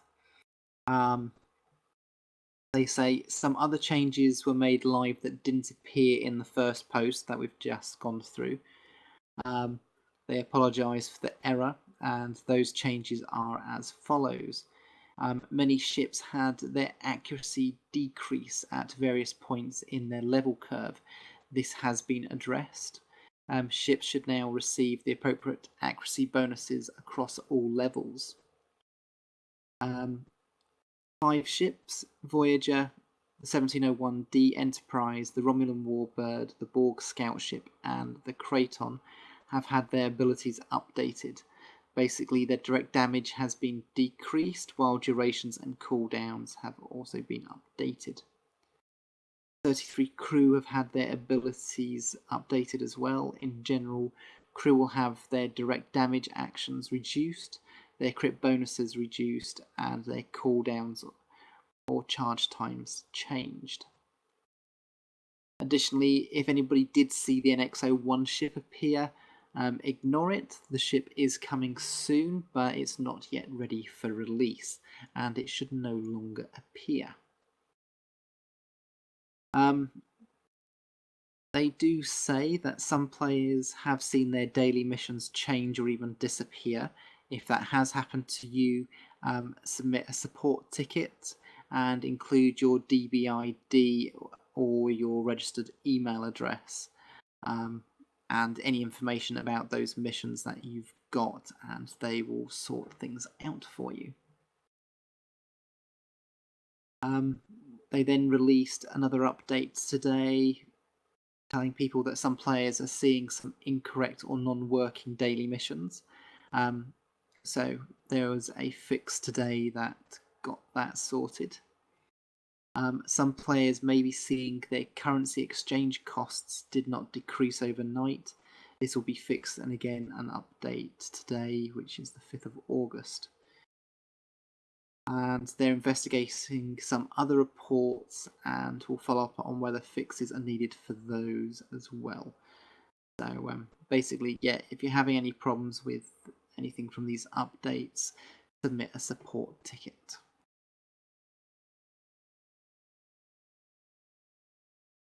Okay. Star Trek news. There is not much that's been coming out this week with regards to the TV and film. Everyone's been focused on the big Star Trek Las Vegas convention. One thing that I did see posted on StarTrek.com was about a big Star Trek maze. Have you guys had a look at this one? I've looked at it. Thought it was pretty neat. I thought it was cool.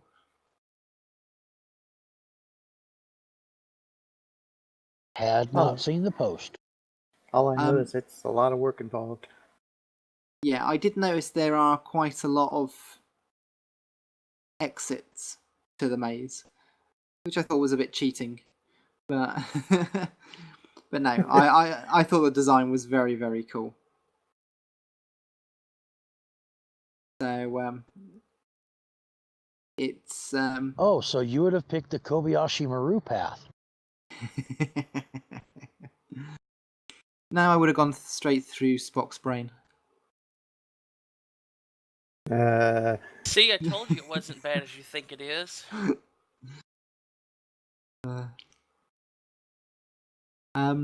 Yeah, but all those repressed emotions. So, just trying to find where it said that it was now. I think it's somewhere near Chicago. It's Richardson it's Adventure about 60 Farm. miles south of Chicago. So, Chicago's sort of mid-US, isn't it? Yeah, it's in Illinois, up along the Great Lakes area. Sorry, most of my knowledge of US geography comes from watching American sci-fi. So great.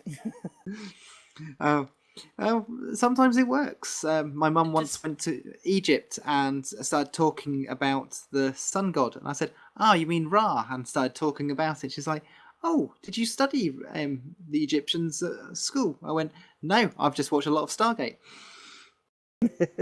And all I got was a puzzled look, going like, "What the fuck is Stargate?" And then I had to explain to her what Stargate was.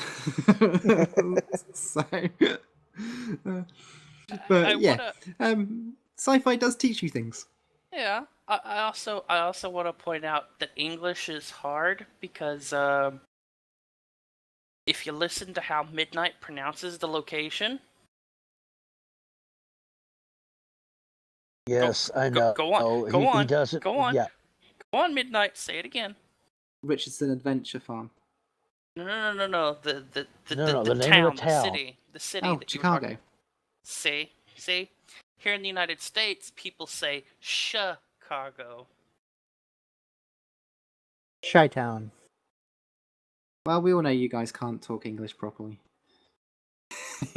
That's right. We can't. We speak American. It's spelt aluminum, not aluminium. Well, let's be honest. Even the British don't speak true English anymore. No, that's true.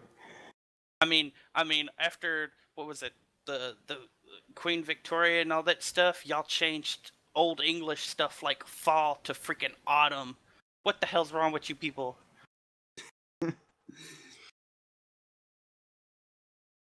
I mean, at least leave it to the Americans to keep the Old English ax instead of ask. Thank you, Canterbury Tales.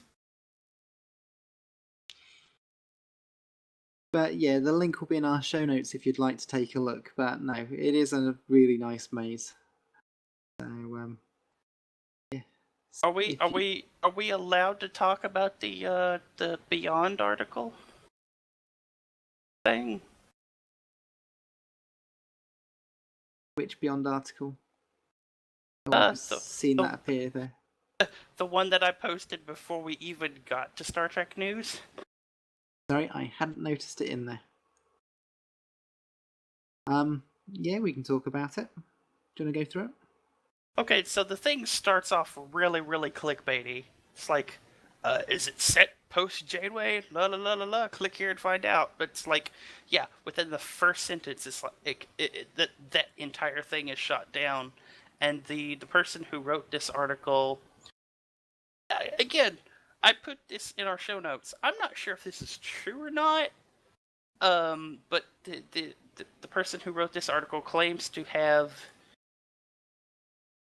had a coffee conversation with the showrunner Brian Fuller, who, if true, mentioned that because the number, the NCC, because Discovery was NCC 1031, that all of this stuff would be taking place before Kirk and Spock.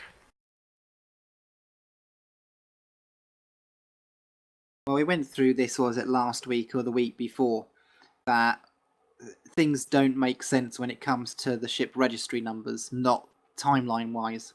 So you can't base it as that. Yeah, and there's some precedence with the whole numbering system and the U.S. Navy way of doing whole numbering, because we don't do it based on years or a particular order of ships and stuff like that. Naval whole numbering system is the ordering of the ships at the particular time from a particular place by certain administration. A lot of other little factors in it, and it's also by the models. So the numbering systems for the CV series for the carrier vessels is different from what goes on in the destroyers. And you can have a whole number that a destroyer has, and a carrier can have it at the same time.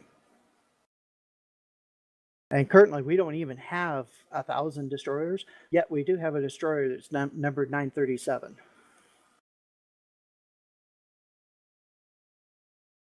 And as I mentioned last week or the week before when we discussed this, Voyager had sort of 74,000, and so did the Defiant. And yeah, it's not like from everything that we've seen and heard, that there was ever 75,000 Starfleet ships. No, it's most likely that it was a contractual number that was agreed upon, that the administration used to identify the model of the ship, the series of the ships, what type of variations of equipment is on board of it, and many other little factors. So it's actually an administration number they use to quickly identify how advanced that particular vessel is. Oh, kind of like the Dell Express service tags. Kind of. God, I hate those damn things. So they contain a lot of useful information. So you're saying the higher the number, the more seemingly advanced the ship? No, the higher the number, the more recently it was built in that particular model series.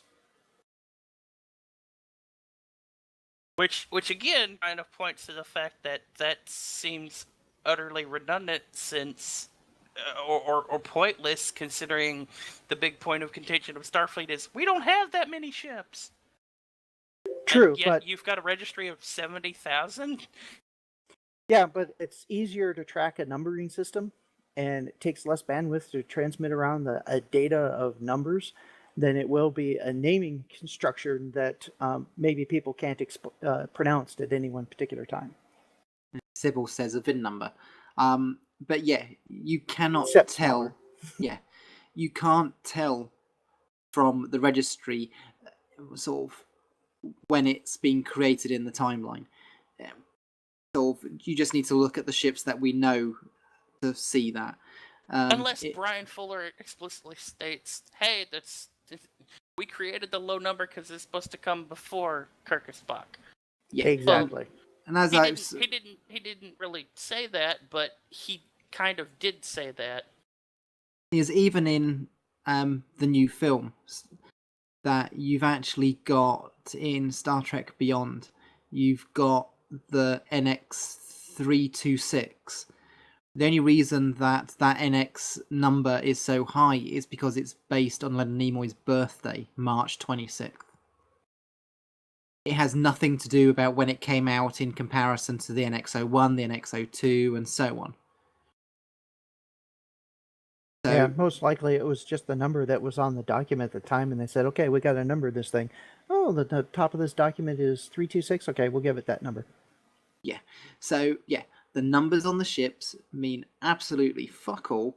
And, this article is once again more than likely just clickbait, especially as it's Ain't It Cool exclusive, and it's basically the title is a load of question marks. So if it's an exclusive and fact, then yeah, it's basically just clickbait. Woohoo! I'm not the one that dropped the first F-ball.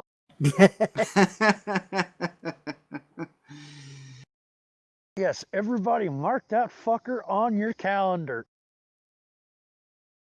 Well, wait, what happened? What's happened? I was actually being a good boy for once. I hadn't dropped an F-bomb. And then Steve did. I mean, midnight, yeah, whatever. Look, I've said the F word like 4 times already this entire show. Were you not paying attention? Of course he wasn't. I understand that, but here's the thing. Normally, I drop long before midnight does. Tonight, he got me first. Well, and again, this is part of the reason why I said I'm not sure if this is true or not, because, yeah, sure, this seems really, really, really clickbaity, but at the same time it says, oh, we were having this discussion with Brian Fuller, just in a coffee shop. It's like, Yeah, okay. I'm very suspect of Fuller even saying that to anybody. I think he's been playing everything so close to the chest anyways that I don't think that he would let that out just by somebody in a coffee shop somewhere, you know? Yeah. Yeah, see, that's kind of like a story that I saw recently posted in one of the Star Trek Facebook groups I'm in. And this one individual who was supposedly one of the organizers of the whole Star Trek Beyond boycott tried to say that he's being rather successful because the second week numbers were not as high as the first week numbers. All right, logic would dictate that, yeah, the second week numbers are not going to be as high because, well, unfortunately, a lot of people can't keep their damn fool trap shut, and they've spoiled it for the people who have not had a chance to see it. Yeah, that's kind of typical. The second round numbers aren't ever as high as the first numbers in a normal film, so it's not which surprising. is why most of the figures that come out, it's all about the opening weekend. Yeah, but it's the fact that this fool was trying to say that his boycott that he is helping organize, or he's the bigwig behind her, what the hell ever, is being so successful. Right. Yo, dude, I don't know what the hell you're smoking, but you better set the pipe down, set the lighter beside it, and walk the fuck away, because you've obviously had enough. I don't know if he should walk away. I think you should actually kind of share that stuff with people who are in pain, like legitimate physical pain, because that seems to just seems to melt everything, doesn't it? Whatever that stuff is. Seems to be doing a very I'd be good scared job. of it. It just makes me laugh the bit that it says, I also asked Fuller about Starfleet Super Secret Black Ops Section 31. Is it a coincidence that Discovery has 31 at the end of the registry number? Yeah, Super Secret Organization is going to have on all its ships ending with 31 to highlight it's part of Section 31. Yeah. It's just like, seriously? It's like someone walking around with spy badge on them in James Bond. Hi, I'm not a spy. Well, let's actually be honest about that crap. Bond does have a freaking license. He literally does have this badge license to kill. That's what the whole 00 rank thing is about. He has a license to kill. Yes, but he doesn't physically carry one around with him. It's just one that's stored in a record someplace. How many times have we seen any James Bond open his freaking wallet anyway? The guy usually takes out a product placement credit card. Yeah, he's usually opening bras more than anything. Yeah. We don't know if he actually has a little card or badge or something to show, like officially, if he gets in other government trouble. I mean, Well, the only time we've ever actually witnessed any of that was when Sean Connery was in the U.S. and he got away with that because he's Sean fucking Connery. well, I'm one of those rare individuals who actually read the books that the movies were based on, and in all of the books, it, they talk about the double O structure, the 007 or the double O structure in rank, and it is purely a rank that is given to them. It is a record that is kept in their office, and that if there is a need to verify that they have the right to eliminate somebody, that it's gone through the proper diplomatic channels to check. Yeah, in the new films, I'm trying to think which one it is now.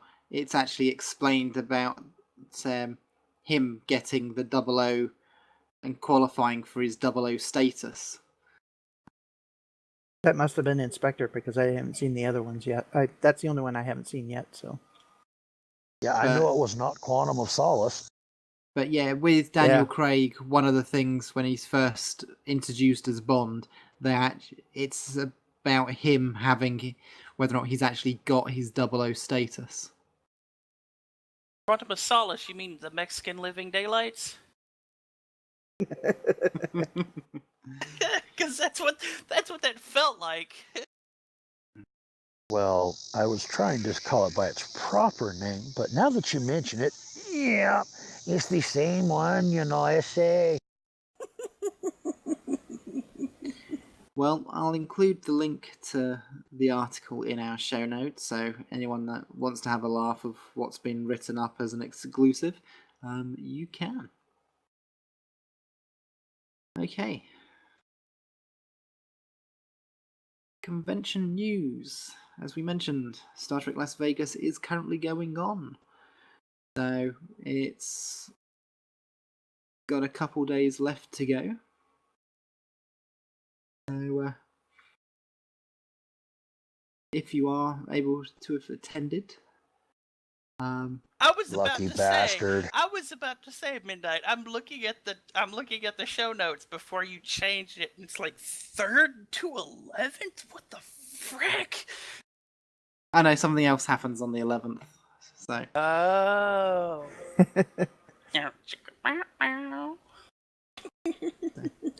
no, it's just my birthday. So, so I don't think for the 11th then. Well, there was some of that going on then. So yeah, as we mentioned earlier on, we've got Star Trek Online, we've got Timelines. They're both there with their booths. You've got the G&T show. They have a booth there where they've got writers where you can go up and speak to them and get signatures. Dave Ward and Kevin Dillmore, yay! Yep, they've got a whole load of other guests. Whiskey party. They've got a whole load of other guests as well attending. I think there's about 5 or 6 in total over the few days that are there.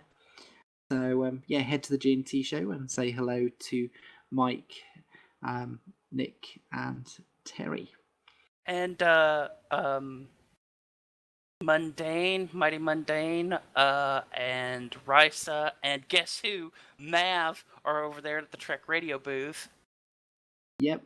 Mav's actually well enough to be there this year. Yay! Yep. Hopefully things don't change while he's out there. But yeah, it's great that people have helped him sort of get there. So yeah, Trek Radio are literally just a couple of booths down from the G&T show. Actually, when I was tuned into their live video feed that they had going on yesterday, you could actually see the G&T crowd there. And opposite the G&T show is basically the Star Trek Online booth.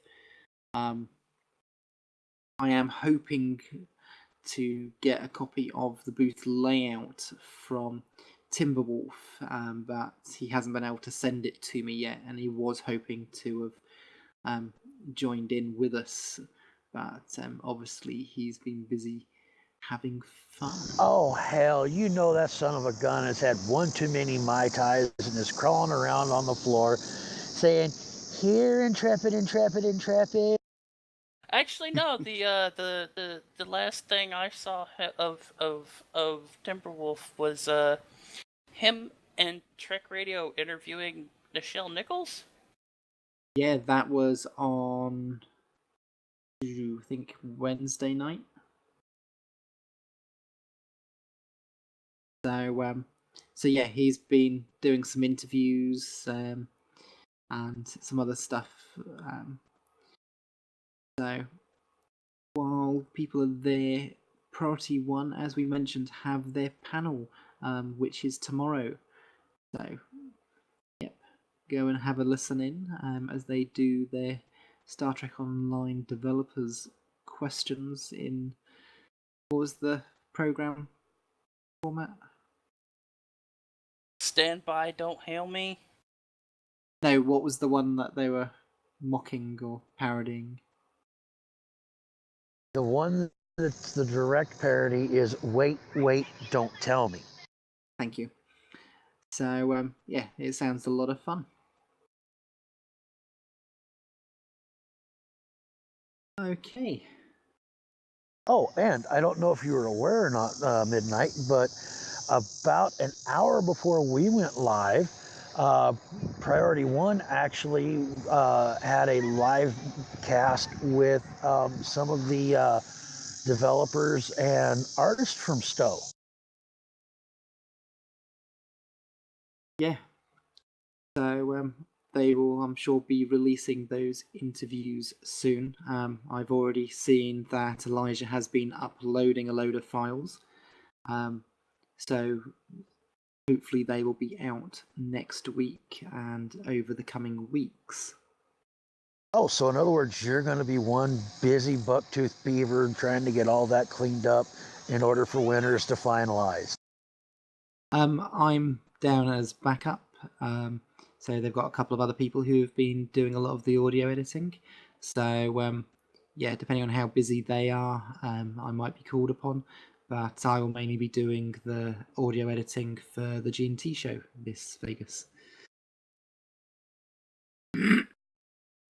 That's still a lot of extra stuff. You know me. Oh, Never yeah, got much mister, to I do. don't sleep and I don't need coffee. You're just jealous. Oh, hell no. I'm just, well, yeah, I'm jealous that you got internet and I don't, damn it. Because, yeah, when I am able to get back online, we're going to have to show folks what a marathon play session is. That is if you have the justifiable internet to stream a marathon session. Because you're gonna have to need bandwidth to be able to do that effectively. Oh, believe me, they get me the service, I'll find a way to get the bandwidth. I do know how to adjust filters after all. Again, this seems like a conversation for after the show. But I thought you liked the dark side. Oh yeah, no, I like the dark side, but see, I have a face to maintain, and that face is usually smiling, so, yeah. Isn't that Hannibal's job? He always likes it when a plan comes together. Nobody's laughing. Wow. Talk about an A-team joke from out of left field. Holy shit. I guess that makes me Howling Mad Murdoch, huh? Can resist. So, do you still have that theme song running through your brain rampantly? I do now. And I've only got myself to blame. You have yourself to blame. Anyway.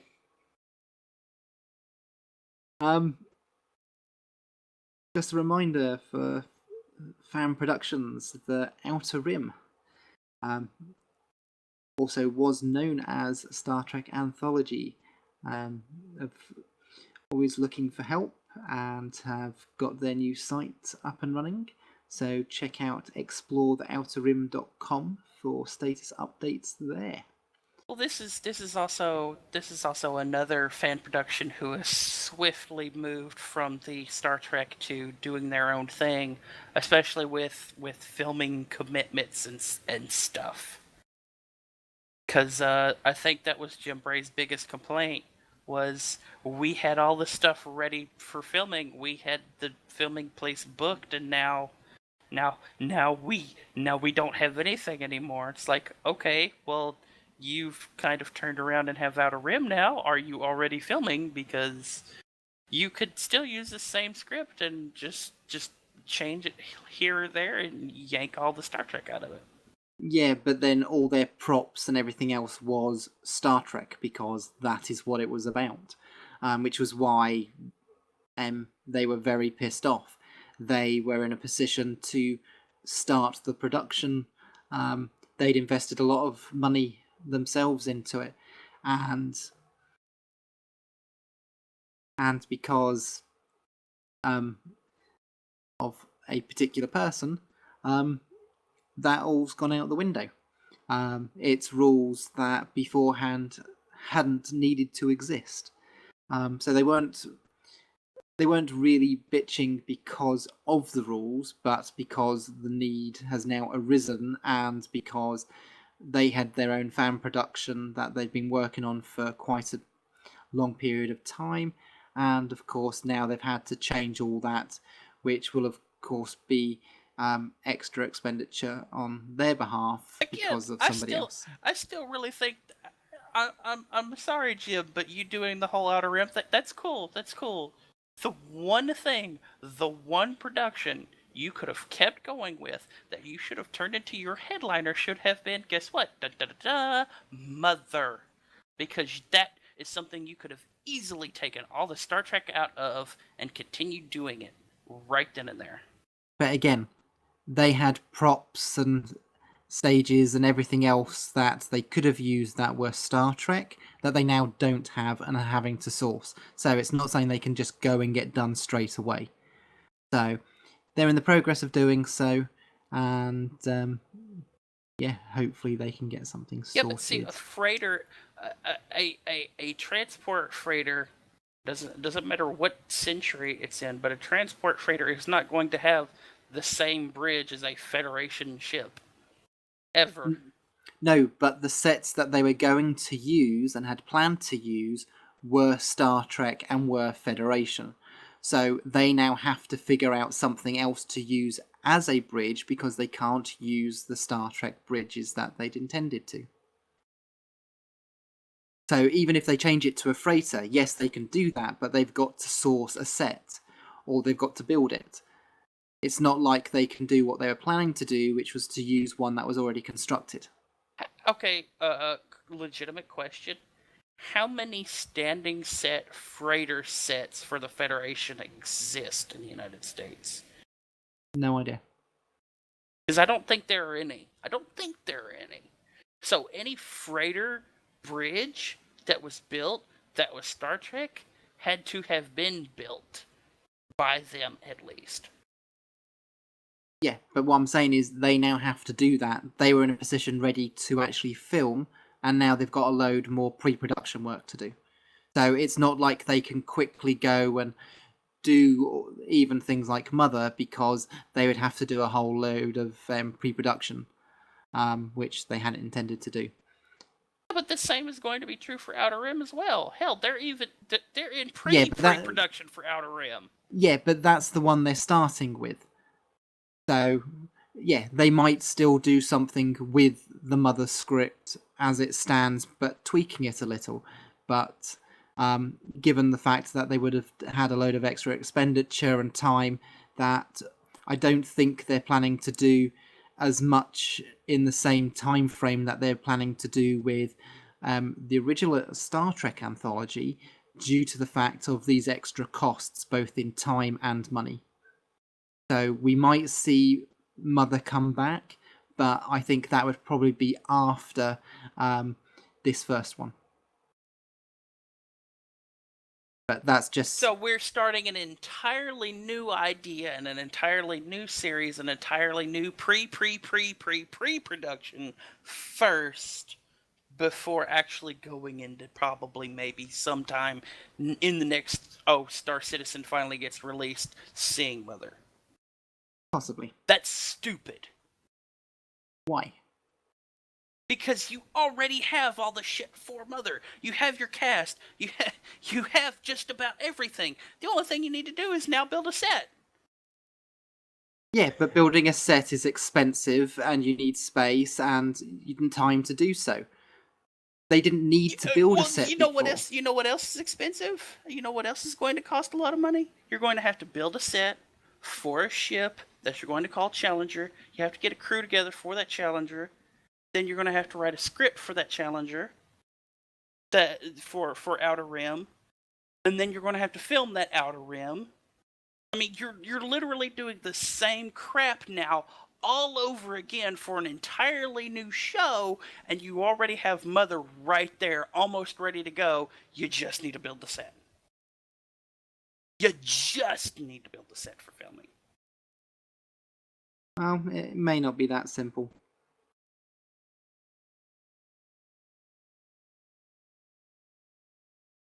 Anyway, community feedback. Last week we didn't get a chance to go through feedback for episode 227.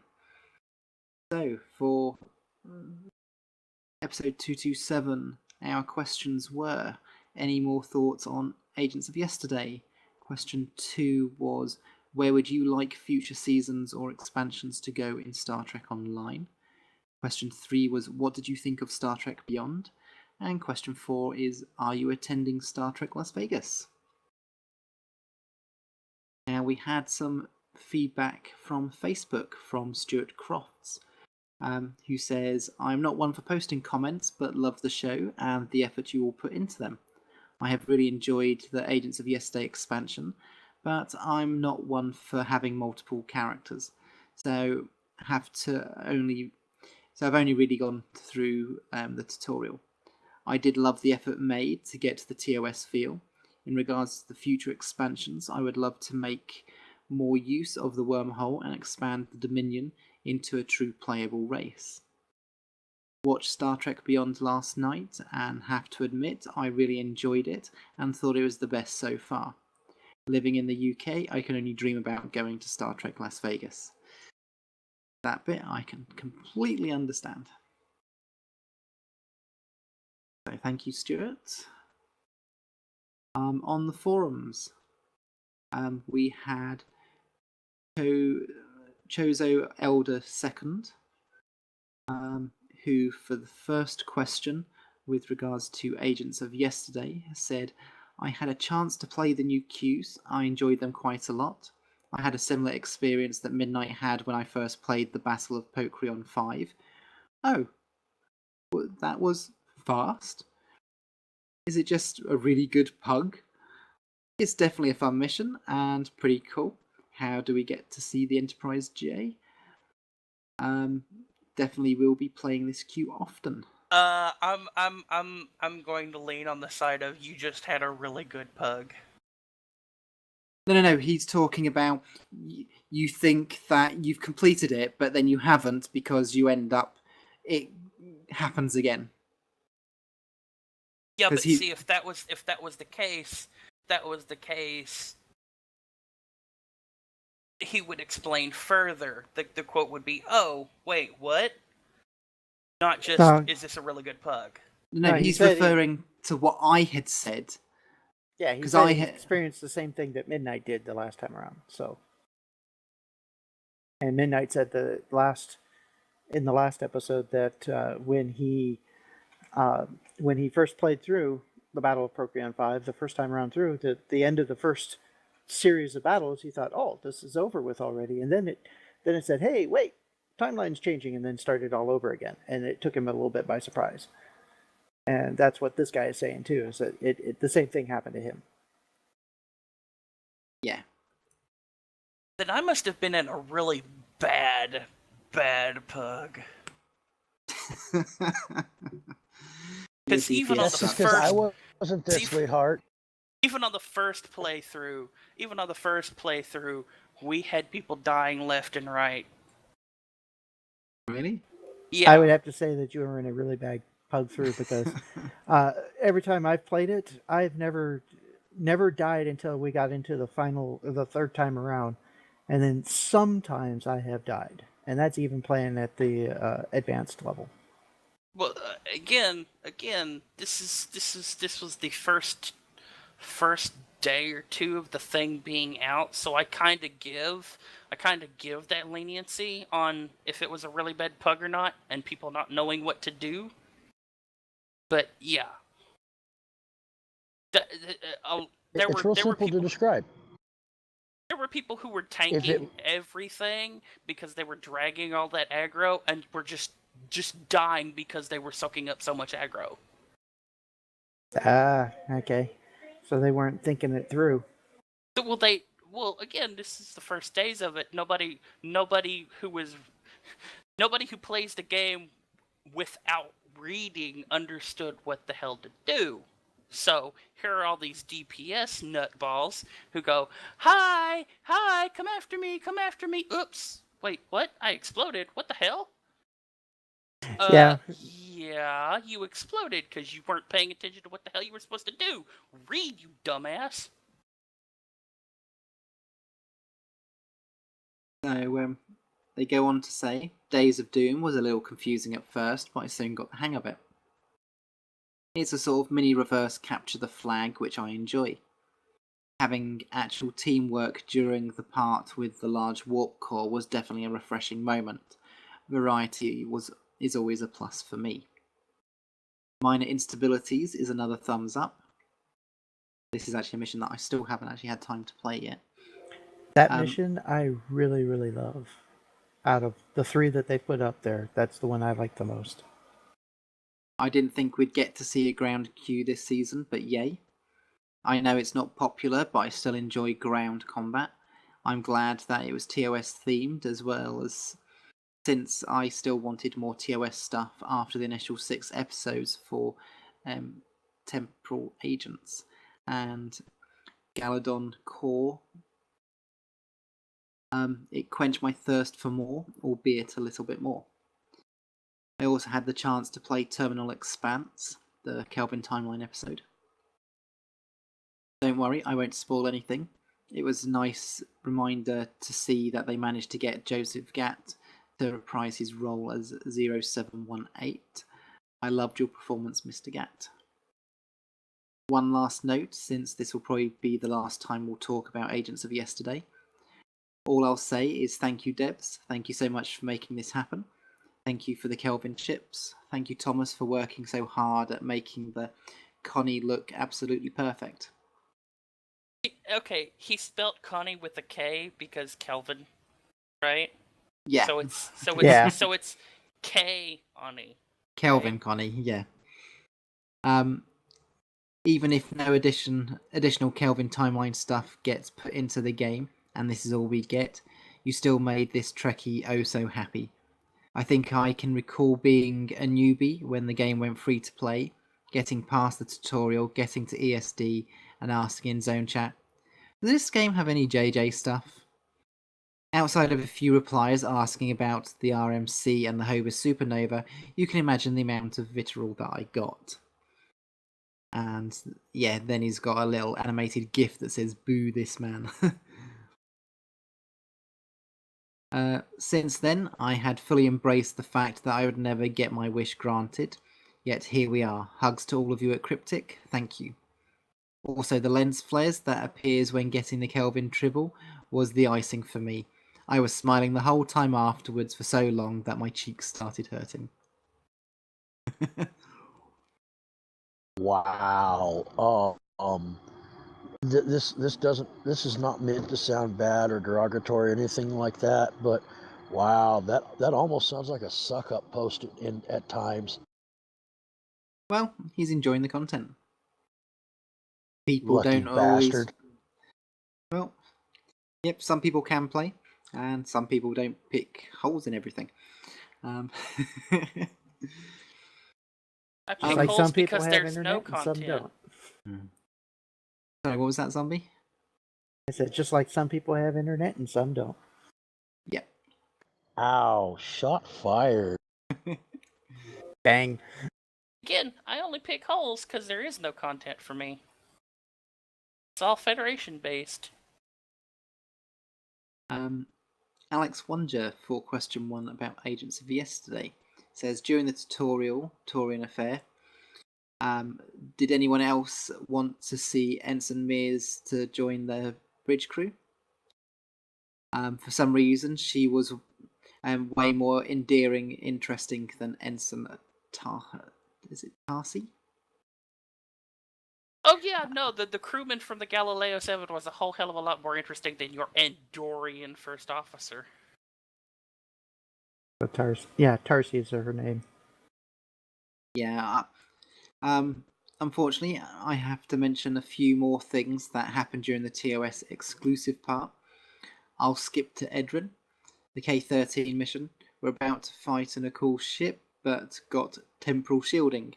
Scotty has no clue what it is, but immediately comes up with a plan to disable it. Exactly. And it works! Yeah, it's like, what? Cryptic just used up all the suspension of disbelief that I could muster up for the entire expansion. By the way, Temporal Ambassador made ships from the future look way more impressive. Actually, re-watching TOS at the moment, it's exactly what Scotty does. He knows nothing about the technology, but somehow it's all working and he gets it all done. So, actually, I think it actually fits in with TOS quite well, to be honest. Yeah, he always makes educated guesses and seems to come out on top. Yeah. Kind of like Spock and Kirk. Yeah, it's just... Spock makes educated guesses too, but Kirk, he never made an educated guess. He just went with something that felt good at the time. He made educated guesses, or does nobody remember the Landrew episode? I remember that, but generally he does not go with... Generally, he thinks with his fist or his groin. One of the two. No, he runs more on instinct than logic. That's the way I put it. So he actually lets his moral compass to make the decisions, and then worries about fixing the reports back to Starfleet later. So he is manipulating his reports to Starfleet. That bastard. He's Kobayashi Maru everything. Of course. They awarded it. They gave him an award for it, so why not? Except in the JJ universe, where he was almost court-martialed out of Starfleet over it. True. And I thought it was actually kind of, that was the funniest part to me. Not the court-martial itself, but that the guy sitting at the top of the court for the court-martial is Tyler fucking Perry. It's like, I need to go change now. I've got a film I gotta do. I can't stand on his chair. So he then moves to Babel. Says, during the Tholian mission, we fight Mornacore, but got less support compared to the K-13 mission. And why does none of them have temporal shielding? Because Correction, he skipped Babel and went on to the Tholian mission. Oh, sorry, yeah. And why does none of them have temporal shielding? Because it'll never be brought up again. Smooth Cryptic. I'll skip Caleb. You have no idea how many notes I skipped until I have so much to write. When we get transported to the 25th century, Daniels tells us that we got a cover identity. Care to tell me something? Anything about that, Daniels? Huh? And why we should try and blend in? The first guy we meet on ESD tells us to put on a proper uniform because the Admiral can be a stickler for the rules. The tailor comments on your uniform. I did not change my uniform. I expected Admiral Quinn to get a line. because attention to detail and immersion. Quinn does not care at all. Shrug.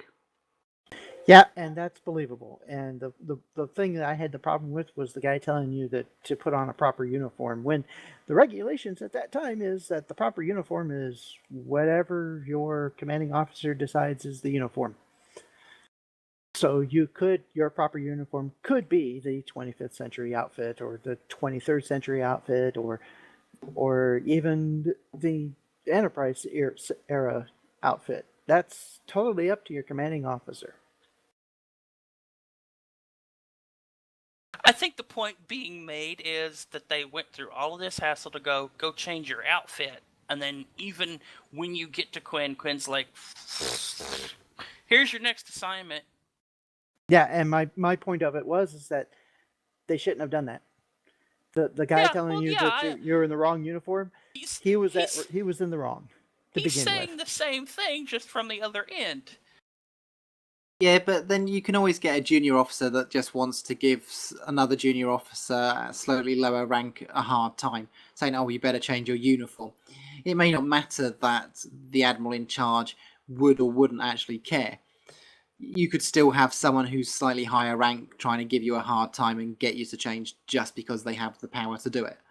Wait, you mean there's not complete and 100% tolerance in the Federation? What? It's canon. No, it's not a matter of tolerance. It's a matter of power play. Yeah. He could be very tolerant, but he just wants to prove that he's got more power. Yeah, thing is, it could be anything. And the thing is, at the end of the day, it's just 2 lines to get you to go to the tailor. So at the end of the day, he doesn't have more power. He's just a glorified waypost. Yep. And sometimes people in charge with higher ranks than you often are just glorified secretaries themselves. Anyway, now the rest of the story arc. The first time we met Franklin Drake was originally during the Cardassian arc mission that no longer exists. Why does this guy hail us, and why do we listen to him? By the way, on 2 occasions during the Klingon War, a single Undine ship is shown to be such a serious threat to a junkyard ship that we need a small fleet to defeat it. I guess the Nakul really are the trash of the universe. This is getting out of hand. I'll skip a few more notes. When you first meet Commander Jarok during the Romulan arc, and when Commander Achebe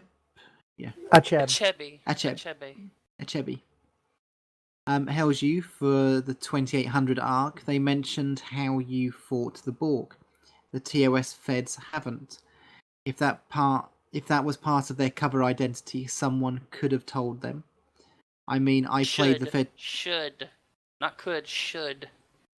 Someone should have told them. I mean, I played the Fed tutorial before, but a new player you're trying to attract might not know what trip these people are on. But then I suppose they could actually have... It could be something in your future you just haven't done yet. You're a time traveler. Except that at this point in time... that they wouldn't have your story for them is that you haven't fought the Borg yet because you haven't done that, and the people you're talking to are not time travelers, and there's nowhere in the future that you go back in time to fight the Borg, so it's going to be really confusing. See, the only time that any of that gets involved with anything whatsoever is if you're the 2409 feds, because you have the Borg tutorial opening, all those deprecated Borg ships that start piling through some kind of temporal wormhole. Yeah, that's all because of the PvE queue where all those Borg ships are trying to get through the little time gate thing. But that only makes sense if you're a 2409 fed, because that's the loop. That's the causality loop. Right. But as a TOS fed, that never freaking happened. So how are you fighting the Borg? How have you fought the Borg? You haven't. You may have been informed about the Borg, but nobody's told you directly. You just got Daniels trying to that flashes images at you for a quote unquote crash course of what the hell you're supposed to know for the what is it 25th century right now. Yeah. It's like, okay, this explains fuck all.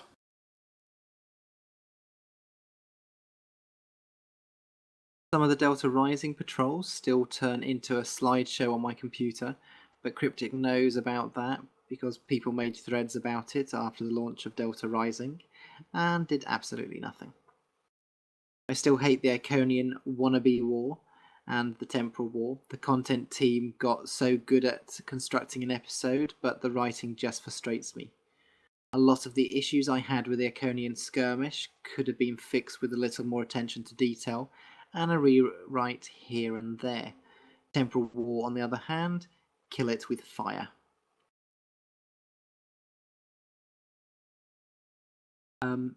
Zombie, you did actually make your own comments. Yeah, and like I said before about the proper uniform and Quinn's response, it made total sense just because there is the general order that already exists saying, the commanding officer can decide what uniform everybody's going to be wearing. And I happen to agree with Alex about Daniels just dropping this in the 25th century without really anything of a briefing. And the least they could have done is given us a little biopsy or an overview of what the Fed tutorial was and says, hey, this is your backstory. Here's what you did, quote unquote. Now go on. And that's easy for them to do, and it would not have to change anything else in their writings from the rest of the story arcs on.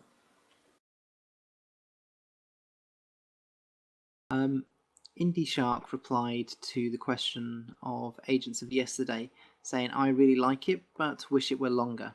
I hope they release more episodes. Sybil responded to Agents of Yesterday. It was to me overall a refreshingly light romp. An intro for new players come to mind. As a hopelessly Romulan-focused player, I still found it to be fun and enlightening experience nevertheless. Alfin Wanderer? Alfin High Wanderer? Alfheim Wanderer. Yeah. Says, I liked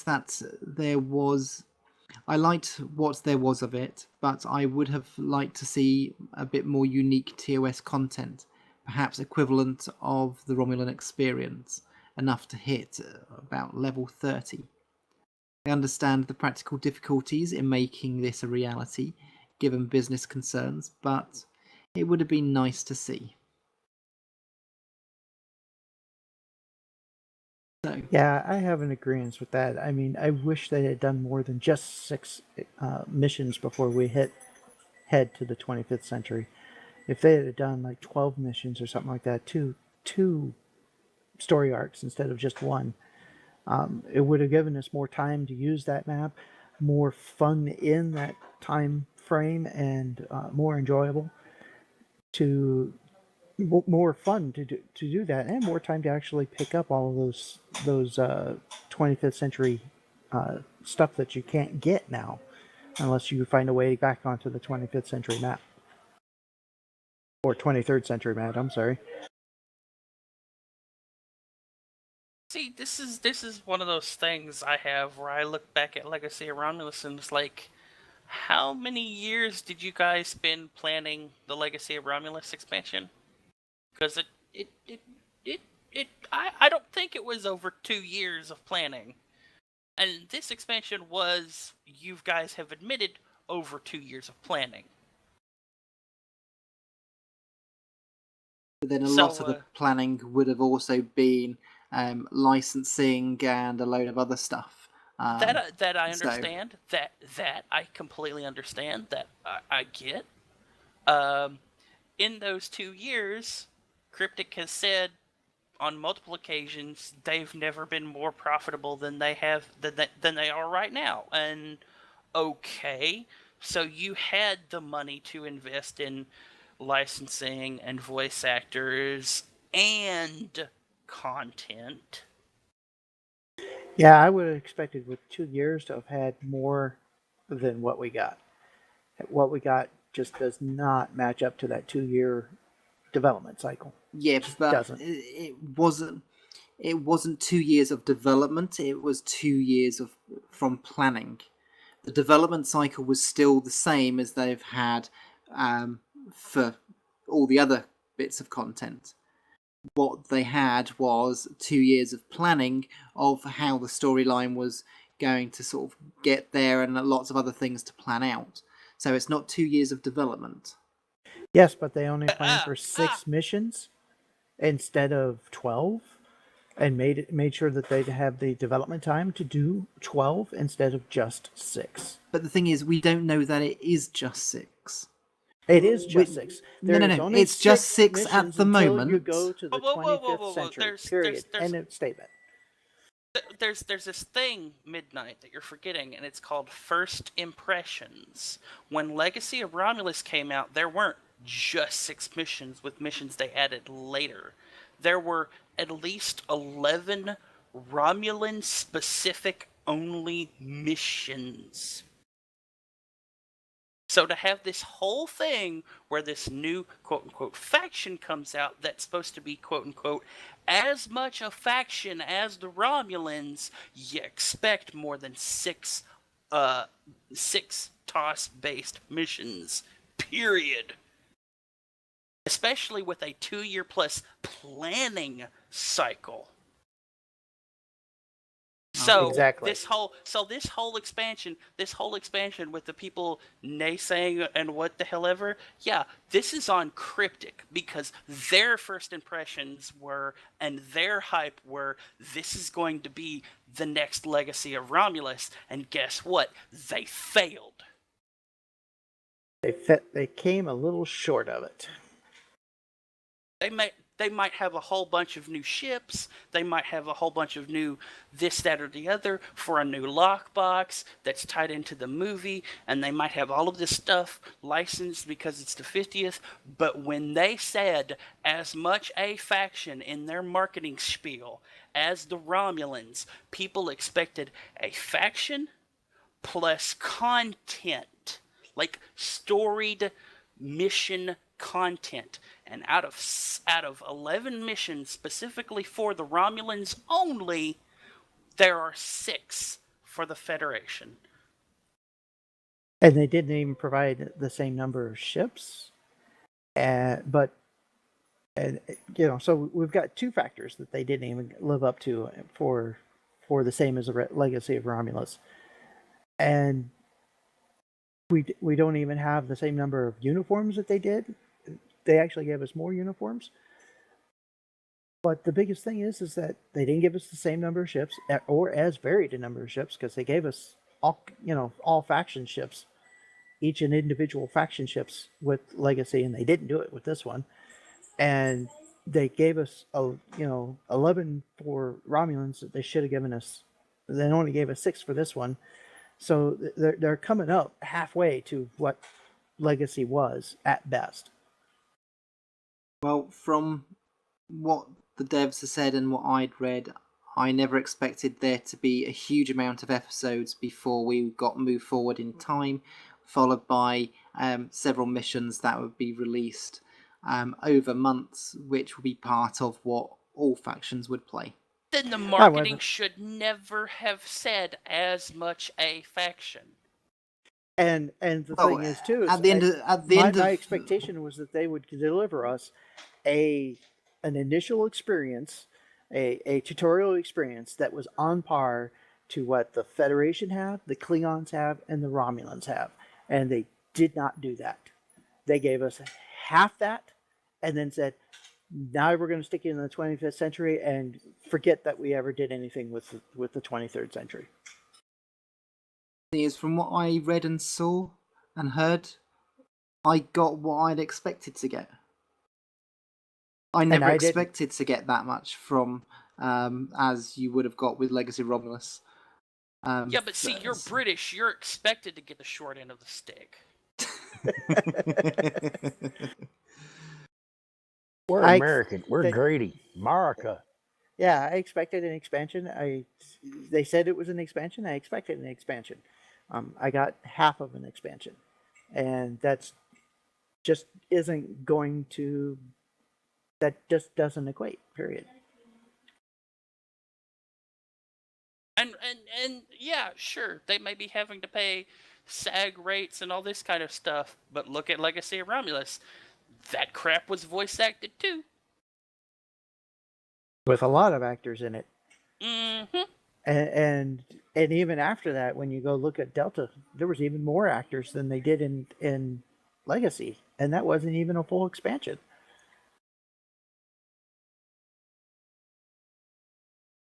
Well, the second question we asked was, where would you like future seasons expansions to go in Star Trek Online? We'd got Chozo Elder second, who put, I'd still love at least a third of an expansion to be dedicated to exploration, but that dream feels more or less dead. However, never say never. We finally got the Kelvin timeline, so I'll still hold out for exploration. Other than that, there's not much I can think of besides the obvious one that Timberwolf already pointed out, the Gamma Quadrant expansion. It's still up there in the galaxy map, teasing us all. Then again, original content from Cryptic, as in completely original and not seen in any Trek media before, isn't something that everyone wants to warm up to. Players would probably still complain about it no matter how well or how ill received it actually is. Either way, I still want it. Alex Wonder has put, I already mentioned that I want playable Cardassians, species or half faction like the Romulans, the Gamma Quadrant, the rest of the Delta Quadrant, some exploration, some diplomacy, some character development to tie up some loose ends. Apart from that, I want Cryptic to pay more attention to story details and to try and polish the game. Yeah, not much on his shopping list, is there? No, not at all. Indie Shark said would like the Cardassians and the Borg. Sybil said there should be huge expanses of the Gamma Quadrant and Delta Quadrants to explore. The Iconian Dyson Sphere was a gateway to the Andromeda Galaxy. This can all be accomplished without time travel, by the way. And Alphen Wonder said the Gamma Quadrant with a focus on Cardassians and their role post Deep Space Nine. We've explored the Alpha and Beta quadrants pretty extensively and touched on Delta, with the Vardwar and Alliance conflict ongoing there. But there's been little on the Gamma. And with the Dominion showing up to help with the final battle of the Conian arc, it would be nice to see where that goes. You know, that also makes me have another question. Where in the hell did Sela have the time to convince Odo to lend the Dominion forces? Because let's remember, Odo has this history of being a security officer, and to have Sela show up, the most known villain in Trek, period, show up on his doorstep with the Dominion going, hey, we'd like to use the Dominion to help us take down the Iconians. It's like a, you should be under arrest, not us helping you take down this threat that is apart from us at this moment. Well, for Odo, to convince Odo is pretty simple. You bring him a bunch of evidence and you let him review it. And once he's reviewed it and sees how just dire straits the situation is, then he will act, and he will act to help the Federation. But not before putting her under arrest.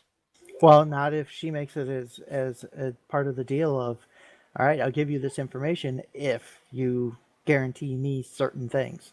Plus, we don't actually know that her and Odo actually met. We just know she was on one of the ships, but it doesn't mean that she actually met him in person where he could arrest her. She would have had to. There would have had to have been some communication between her Vorta and Odo, because Odo is the voice of the founders. Yeah, but she could have made contact with a Vorta and then via subspace contacted Odo. They couldn't. They may not have actually spoken in person. He may not have been in a position to actually arrest her. And with all the things that are going on and his friends in the Federation dying, it probably wasn't a priority for him at that time, although it probably would have, yes, been a thought that, yes, at some point he does want to arrest her. But at the end of the day, he's not in security anymore. Well, and that also assumes the fact that he knows all the things that Sela has done, and he may not know any of that. He may not know of any of the recent events and stuff that Sela has been involved in, because he has been in the Dominion, locked away in the Gamma In the Quadrant. lake. Yeah. So yeah. he may not be aware of all the things that she's done, and she's not going to bring it up, obviously. And she's presenting herself as being a representative of a nation, so he isn't going to put her in jail just because of reasons. I mean, he has to deal with diplomatic stuff too. You know what would have been really nice? Writers, that would have been a nice RP blog. I agree. That would have been. But then, as we've heard from developers we've had on, they have plans for all sorts of blogs and things, but don't always have time to get them finished and get them out there, or something changes. So we never know. It could have actually been one of the ideas on the table. Leave it to super trendy. You want to know what I think? I think Odo actually does have Sela under arrest, and the Sela that we saw was actually a founder. This would also explain how she was able to slip away from everybody. Apart from the RP blog that we got, that would indicate that she wasn't. Yeah, because her internal dialogue was such that she was concerned about her human heritage and stuff like that. So yeah. And you can still put on that front even as a founder. No, but this was her thinking to herself. It wasn't sort of her talking to somebody about it or anything else like that, so it's very unlikely. Does nobody remember the founder mantra? To become a thing is to know a thing. So if any founder became Sela, they would have that inner monologue, period. I don't know. I don't think so. I don't think so either. Just because you become a thing and know a thing doesn't mean that you think like the thing. Yeah, exactly. Yeah. Okay. If it talks like a duck and walks like a duck, it must chicken. Question 3 was, what did you think of Star Trek Beyond? So, Kozo Elder second has said, I haven't seen it yet. Dragon, you don't have it nearly as bad as I do. I'm not going to be able to see it until September because that's when it releases where I am. Considering how obvious it is that I enjoyed the first 2 movies, I'm bummed about that. I'm just going to have to be patient. Kozo, my condolences, man. I feel for you. They have pushed back the premiere date in this area to the end of the month, jackasses. So that means I have to sit in suspense even longer as well. Damn it.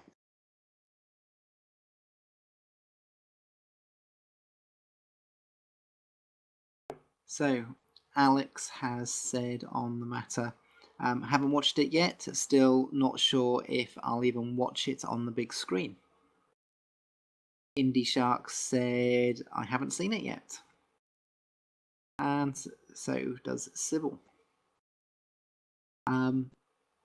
Alphin Wanderer says, a fun movie that captured the feel of one of the TOS episodes quite well. Much better than Into Darkness. Not that that's particularly a high bar to set. Love the little in-jokes and references. And then question 4 was in regards to Star Trek Las Vegas. And Chozo Elder Second has said, unfortunately, no, I can't afford to right now. Oh well. Alex Wanger has said nope, and just for giggles, I'm still not playing Timelines. Indy Shark has said nope. Sybil has said, I'm not attending STLV. And then Alpha Wanderer has also said, sadly, no, I'm currently on the other side of the world, which makes it a bit prohibitive to travel to the US-based events. That I understand completely. So, that was all the feedback from episode 227. So, last week's questions from episode 228. So, question 1 was, have you attended STLV, and if so, what did you do? So, that was for anybody who felt like responding to us who has been there earlier this week. Again, it was, what did you think of Star Trek Beyond? And then question 3 was, again, Agents of Yesterday. So, Alex sums it up. Didn't attend STLV, still haven't watched it, and you really shouldn't have asked about Agents of Yesterday. Goes on to say the TOS faction is not a faction, it's like Blood Elves, and a couple of other species of things from World of Warcraft. Draenei, Worgen, and Goblins. New playable races, species with their own, more or less, exclusive starting areas, and like the Worgen and goblins, you can't go back to the starting area. I'll talk about some of the details later.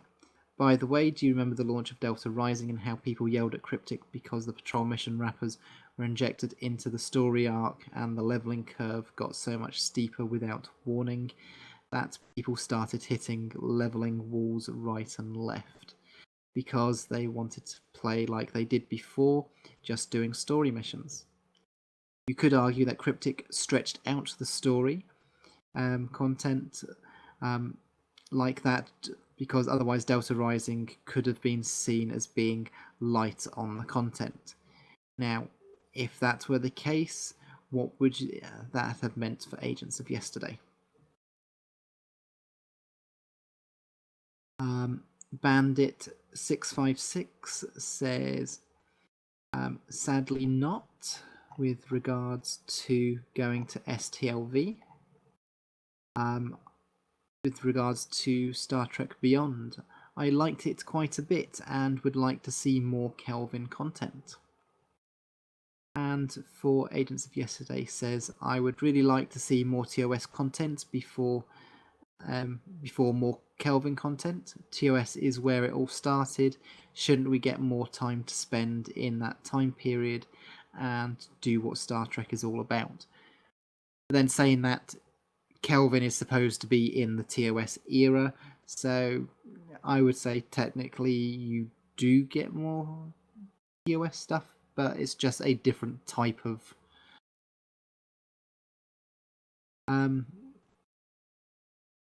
Zelda Second says, since the questions are basically the same, I'll skip them, including 3, as I have nothing further to say.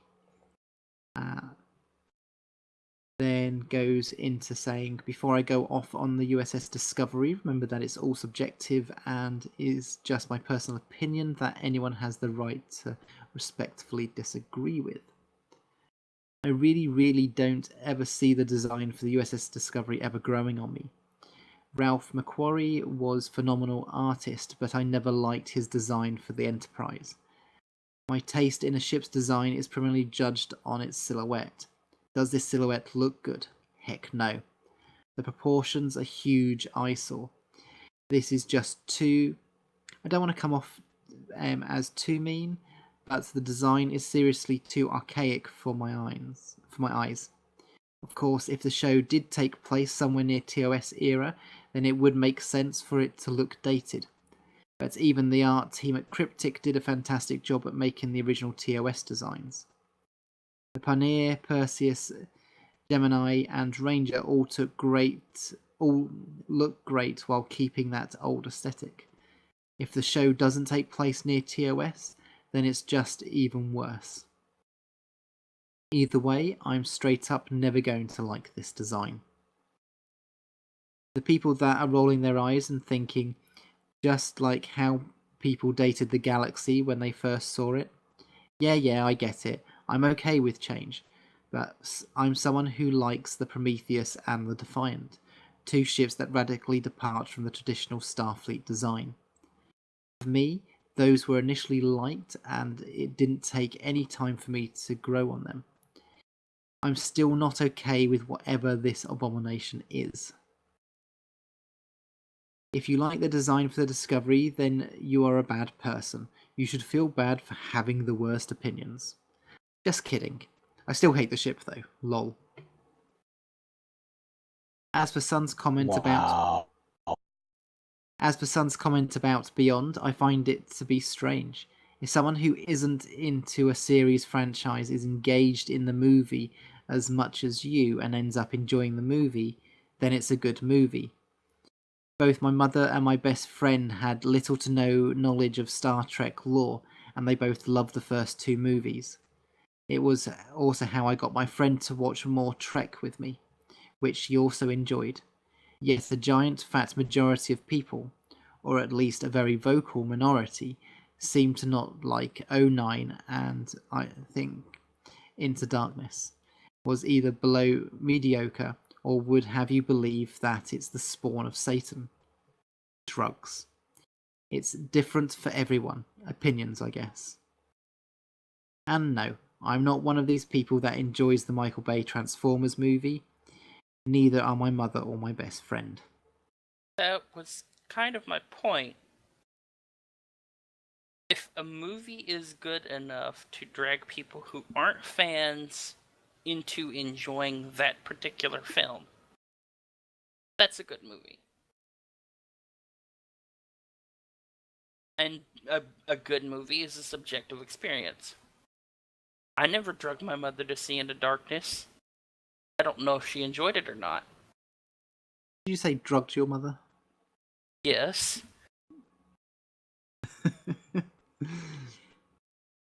Sometimes I wish I could drug my mother into darkness. At least she would get to sleep.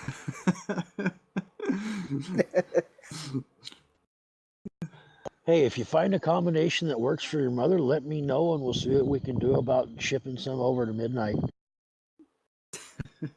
I don't think that any combination would work on Midnight at this point. He's used to everything. Too much caffeine to overcome, too. Well, the caffeine's not the problem. Caffeine is easily circumvented in the medical industry. It's just the body's tolerance to sleep aids or forced sleeping that Midnight has an immunity to. The thing is I don't drink coffee or caffeine, so you can imagine what I would be like if I did have some. Woohoo!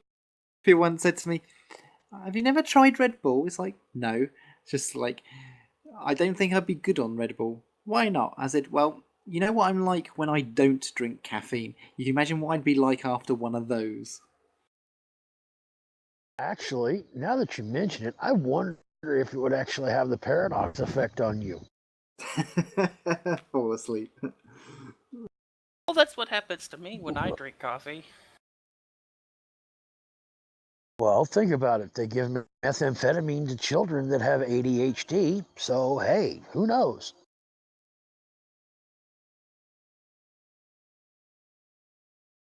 Now, some of the other feedback that we got from Alex was directed to me. Says, okay, Midnight, it seems you misunderstood me. To be perfectly clear, I come from a background of Blizzard games.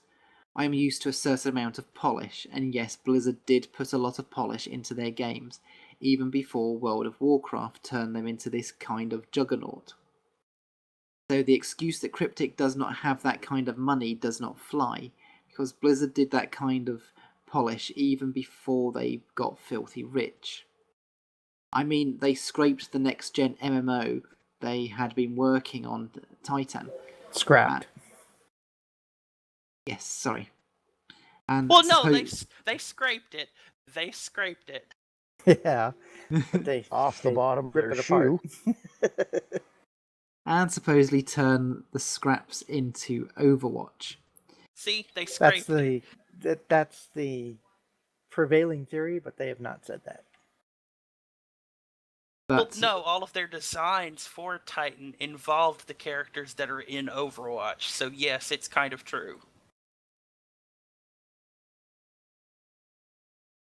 But way before they also scraped StarCraft Ghost and the Warcraft adventure game Lord of the Clans, because according to them, none of these games would have lived up to their standards. Yes, there is a difference between a perfect game that does not exist and a polished game. I mean, some games are unplayable at launch. Stowe was playable, but it was not polished. And when I look at some of the games that are available out there today, it still isn't. Let me remind you of something. The Fire Caves on Bajor. There was a mission during the old Cardassian arc taking place in those fire caves, and if you wanted to play it with bridge officers, it got painful. Because the AI's pathfinding was, well, still need of improvement. On maps with a lot of doors, Somebody's thinking of Peters. there is a rather high probability that at least one of your bridge officers will get stuck, and if you notice it in time, you have to go back to try and move them through the door using the move command. And don't get me started on boffs happily standing in red areas of death when fighting the Heralds or the Nakul or even the Breen AoEs that did not get telegraphed via the red areas of death. Or the fact that I have to either retarget or try and quickly take out the distortions myself when fighting the Nakul. I mean, when something is immune, choose other target. That is not, let me phrase, that should not be that hard to implement. Or how long can it take for my boffs to pick me up after something killed me? I mean, how often do I have to call for help until one of my bridge officers remembers that ignoring my orders like that could get them court-martialed? Except for the fact that you're technically dead, so you're not actually giving them an order. Well, technically you're not dead, you're unconscious. Maybe Sunseal wants to chime in and talk about hanger pets. I don't play around with those nearly enough to talk about them, but their AI should have similar issues. Their AI definitely has similar issues. Like, they say they've improved the AI of hanger pets, but when your hanger pets still fly through an exploding ship to attack their next target, yeah, there are issues with the AI. Another example for lack of polish would be the already mentioned safety first. Safety, because there's no E in that. Yeah, I was about to say, or the fact that it has a spelling mistake. Or how about you log in on a KDF character or KDF aligned Romulan reputation character and beam down to the first city. Go to the memorial plaque, look at the monument behind the plaque, the Klingon symbol is mirrored. If you don't know what I mean, look at the symbol and then look up at the banners hanging from the front of the Great Hall. See the slight difference? People have told Cryptic about that issue when it went live. Cryptic still couldn't be bothered to fix it. So what exactly is the issue with that? The symbol behind the memorial plaque is backwards. Ah, right. It's flipped over so that it looks like the mirror copy of something. Sorry, I thought there was a mirror of it somewhere else that it was like duplicated. So I get it. Just like they still haven't done anything to improve the performance in a few Delta Rising patrol mission maps. I can't name them all, but I distinctly remember that the accompanying freighter map being one of the worst offenders. And there were threads naming all of them at launch of Delta Rising. When this stuff launches on console, those things should be fixed. That's the kind of polish I'm talking about. Will it be fixed? We'll see, but I kinda doubt it. Well, Delta Rising and Agents of Yesterday, I don't think from what's been said, are actually going to be part of the launch of the game. So, yeah, when it comes out to console, will be later on for those parts of it. So you mean console players won't even have access to the Dyson spheres? Wow. Yeah, they won't have all of the missions yet. Sucks to be you guys. But And then, you and you still have to pay for an entirely new lifetime sub, so ha ha. well, the people they're targeting are people who aren't already the PC players. Except all the PC players who say they would play it on console. Yeah, I'm sure there are going to be people, but that's not who they're targeting with the release of the consoles. They're targeting new players that don't have the PC version. That is their target audience. And those people will still have to pay for an entirely new lifetime sub. Because they're expecting the majority of that audience to be brand new players who have never played the game. Well, not to mention the fact that there's some technical issues with joining all of those accounts together because they're different kinds of servers. Yeah. So it would be difficult to do. Yeah, they can't connect the services together. Sony and Microsoft systems won't allow it. Did you see me? Did you see anywhere in what I said? Did you see me arguing the fact that they should be merging all these systems together? No. I was making fun of the fact that people are going to have to buy new lifetime subs. But they don't have to. They can be free to play. And they're going to be happy with that. Why? Well, considering the fact that they're always going to be behind the content curve of the PC game, it means they would have already played it and done everything they want to on the PC. They're not going to have access to everything at the same time that the PC does. So basically, they're getting a new experience playing through old content. Yeah. I think it's hilarious. It says, "Oh, well, we're gonna move all we're gonna move all this stuff to console." Do you realize what you're saying? There are more trash talking 6-year-olds on a console playing Call of Duty than there will ever be on the PC. You're literally taking a Star Trek game and putting it into that environment. Good luck. But then isn't that one of the issues that you and Alex and that are always complaining about, is the fact that it is too much like console games and it hasn't got the story that you want it to have? I didn't say it. Look, did you hear me complain about what I think about the game? I just said you're putting it into that environment. I'm just talking about the general feedback you give anyway. It's the complaints that you guys are telling is that it's not polished, it hasn't got all the extra little bits of story. When you're talking about console players, these are people who aren't always interested in the story. But they are interested in the polish, so hopefully we'll get the polish ported over to the But PC. We know that they are working on the polish, and because lighting is just one of the aspects that they're changing, which has been highlighted in all these other blogs. So yeah, hopefully we will get some of these other updates as well. But again, I'm time not will so tell. impressed by the lighting changes. A lot of it I don't like how they're doing it. So, New PBR lighting, or as we like to call it, washout. Exactly.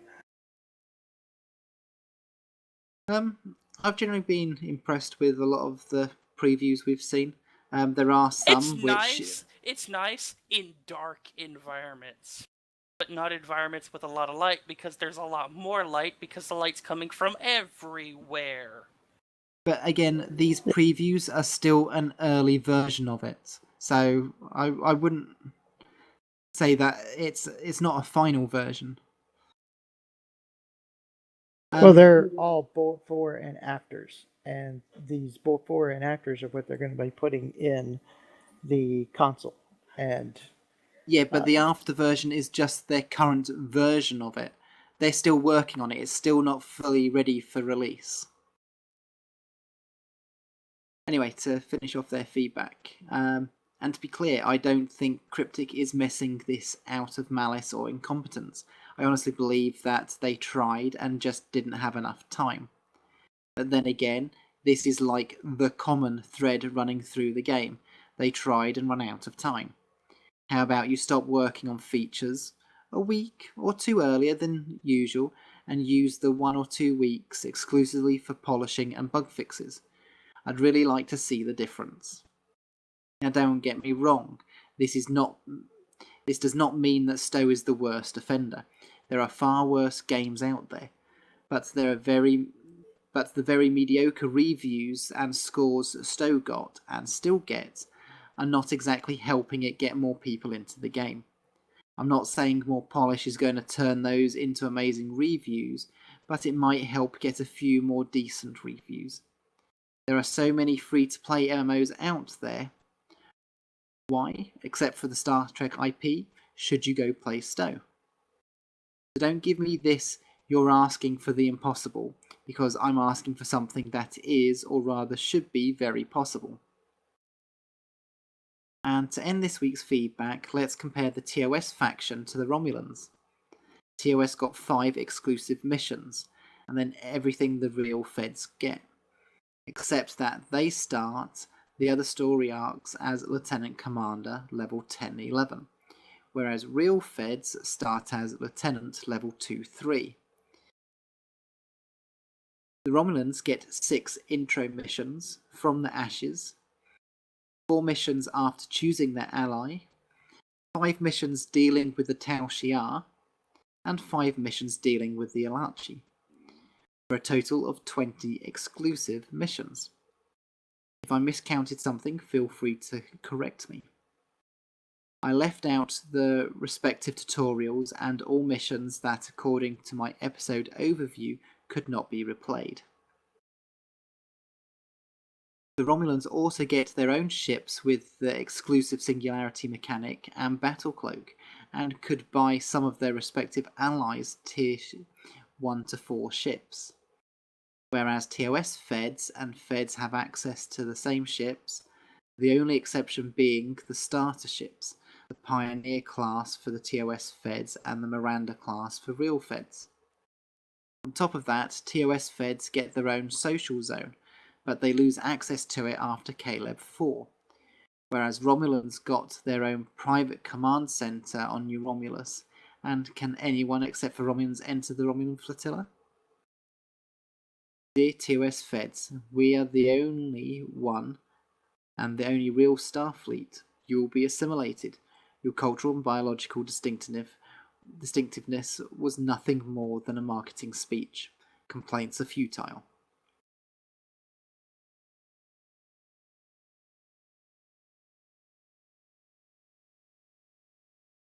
No. That was all the I got feedback. nothing to add on that one. Nothing at all to add. yeah, all I can say is I totally agree with the TOS faction thing. It is exactly that. So, As much a faction. It's the new Delta Rising is the best expansion ever, and the players love it. It is! It quite literally is. Yes, it is. so we got some feedback on Reddit to episode 228. Regulus FF7 says, really nice interviews again. These talks give so many insights on who provides us this beloved game. Sub-Commander Kanara, Says, I highly recommend this to anyone interested in content design process at Cryptic. Maybe it's just my Foundry focus and interest in level mission design in general, but I could have listened to a few more hours of this. And given the fact that the interview ran for over 3 hours is saying something. So, Yeah, that was interesting. I thought it was pretty good though. Yeah, it was really enjoyable. It was good, but I was worried. I was worried somebody over there was going to start cracking necks for this 3-hour interview. A 3-hour tour.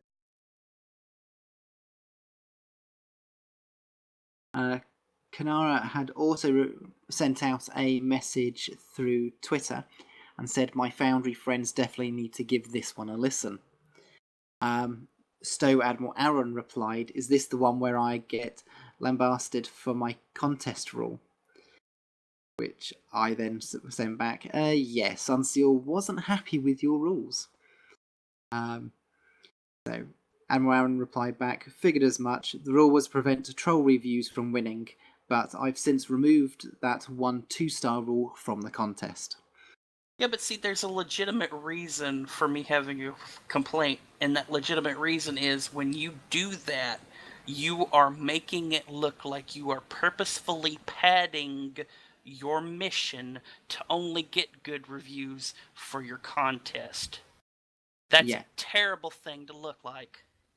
Oh yeah, but I can also see it from his point. He's done a couple of these competitions before, and sort of, especially being someone who moderates the forums, having to continuously deal with trolls can just get boring and annoying and time consuming. So I can understand why he did it, but I also understand where you're coming from.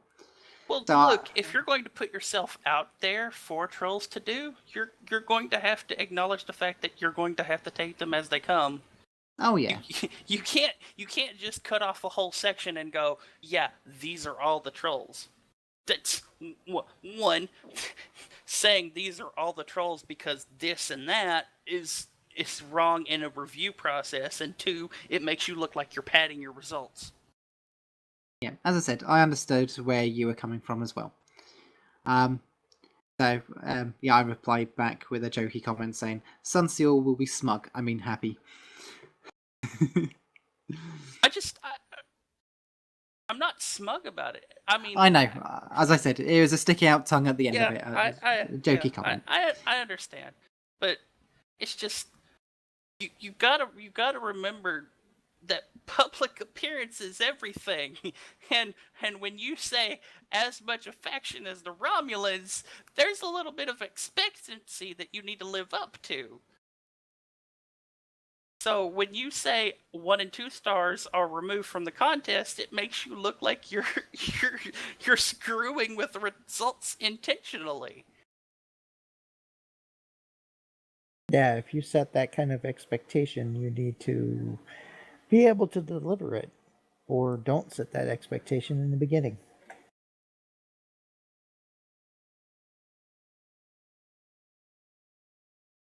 So, community questions for this week. What are your thoughts with the updates to Star Trek Timelines? And, yep, if you're not playing it, don't worry about it. So, yeah, Alex, isn't it? Wasn't it Alex that said just for fun, I'm still not playing Timelines. Yeah, just had a memory blank who it was. So yeah, let us know what your thoughts are on Timelines. Have you seen anything from Star Trek Las Vegas that has you excited? So I think there's not really much in the way to ask that we haven't already asked before for Star Trek Online. Especially as there hasn't been much out with sort of prep for STLV, and it's sort of with prep as well for consoles coming out. They've been releasing, as I said, these blogs with sort of summaries of what's in the game. So I shall not ask it again, but feel free to give us your thoughts on the game if you have any. Or, of course, any other aspect of Star Trek. Have you seen anything in just Star Trek communities itself that you would like to ask us or that you want to tell us about? Okay. Well, if you're in Star Trek Online and you would like to be part of the Tribbles fleets, we've got the Federation fleet called Tribbles and Ecstasy Psi Fleet, and for KDF it's Targs and Ecstasy. And in Star Trek Timelines we have also got Tribbles and Ecstasy as the fleet there. Let us know if you would like an invite. If you would like to feed back to us, you can get us on Tribble. You can get us on Twitter. You can get us at Tribbles in XTC, and that's the same for Facebook, Tribbles in XTC. Google+, just do a search for us. Star Trek Riser is startrekriser.com/pages/Tribbles in XTC. You can also email us at hosts@tribblesandecstasy.com, and you can also leave us a message at speakpipe.com/Tribbles in Ecstasy, or use the widget on the show notes for this episode. You can also get us in syndication at trekradio.net and subspace-radio.net every Wednesday. And you can also pick us up on iTunes and Google Play, or at least Google Play if you're not in the UK.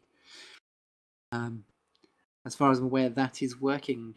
Please let me know if it isn't. Unfortunately, me getting access to set up that feed was difficult enough. Never mind, I'm actually checking it out, because all I get from Google is, this isn't available in your region, even when I try using other methods to access it. Well, so far it's working for me at least. Excellent. That's good to hear. But yeah, if you can leave us reviews on iTunes, it's always helpful. It's always something that I forget to mention. So, that's it for this week. Thank you all for joining us. And yeah, as Sunseal says, it's an early show. We're only running for, well, by the time this is remastered, 3 hours. So, that's been a first for a while, I think. Anyway, until next week, take care, everyone. Fly straight, fly true. I'm sorry, Sybil. The only hole left to poke is dragons. And always enjoy the game.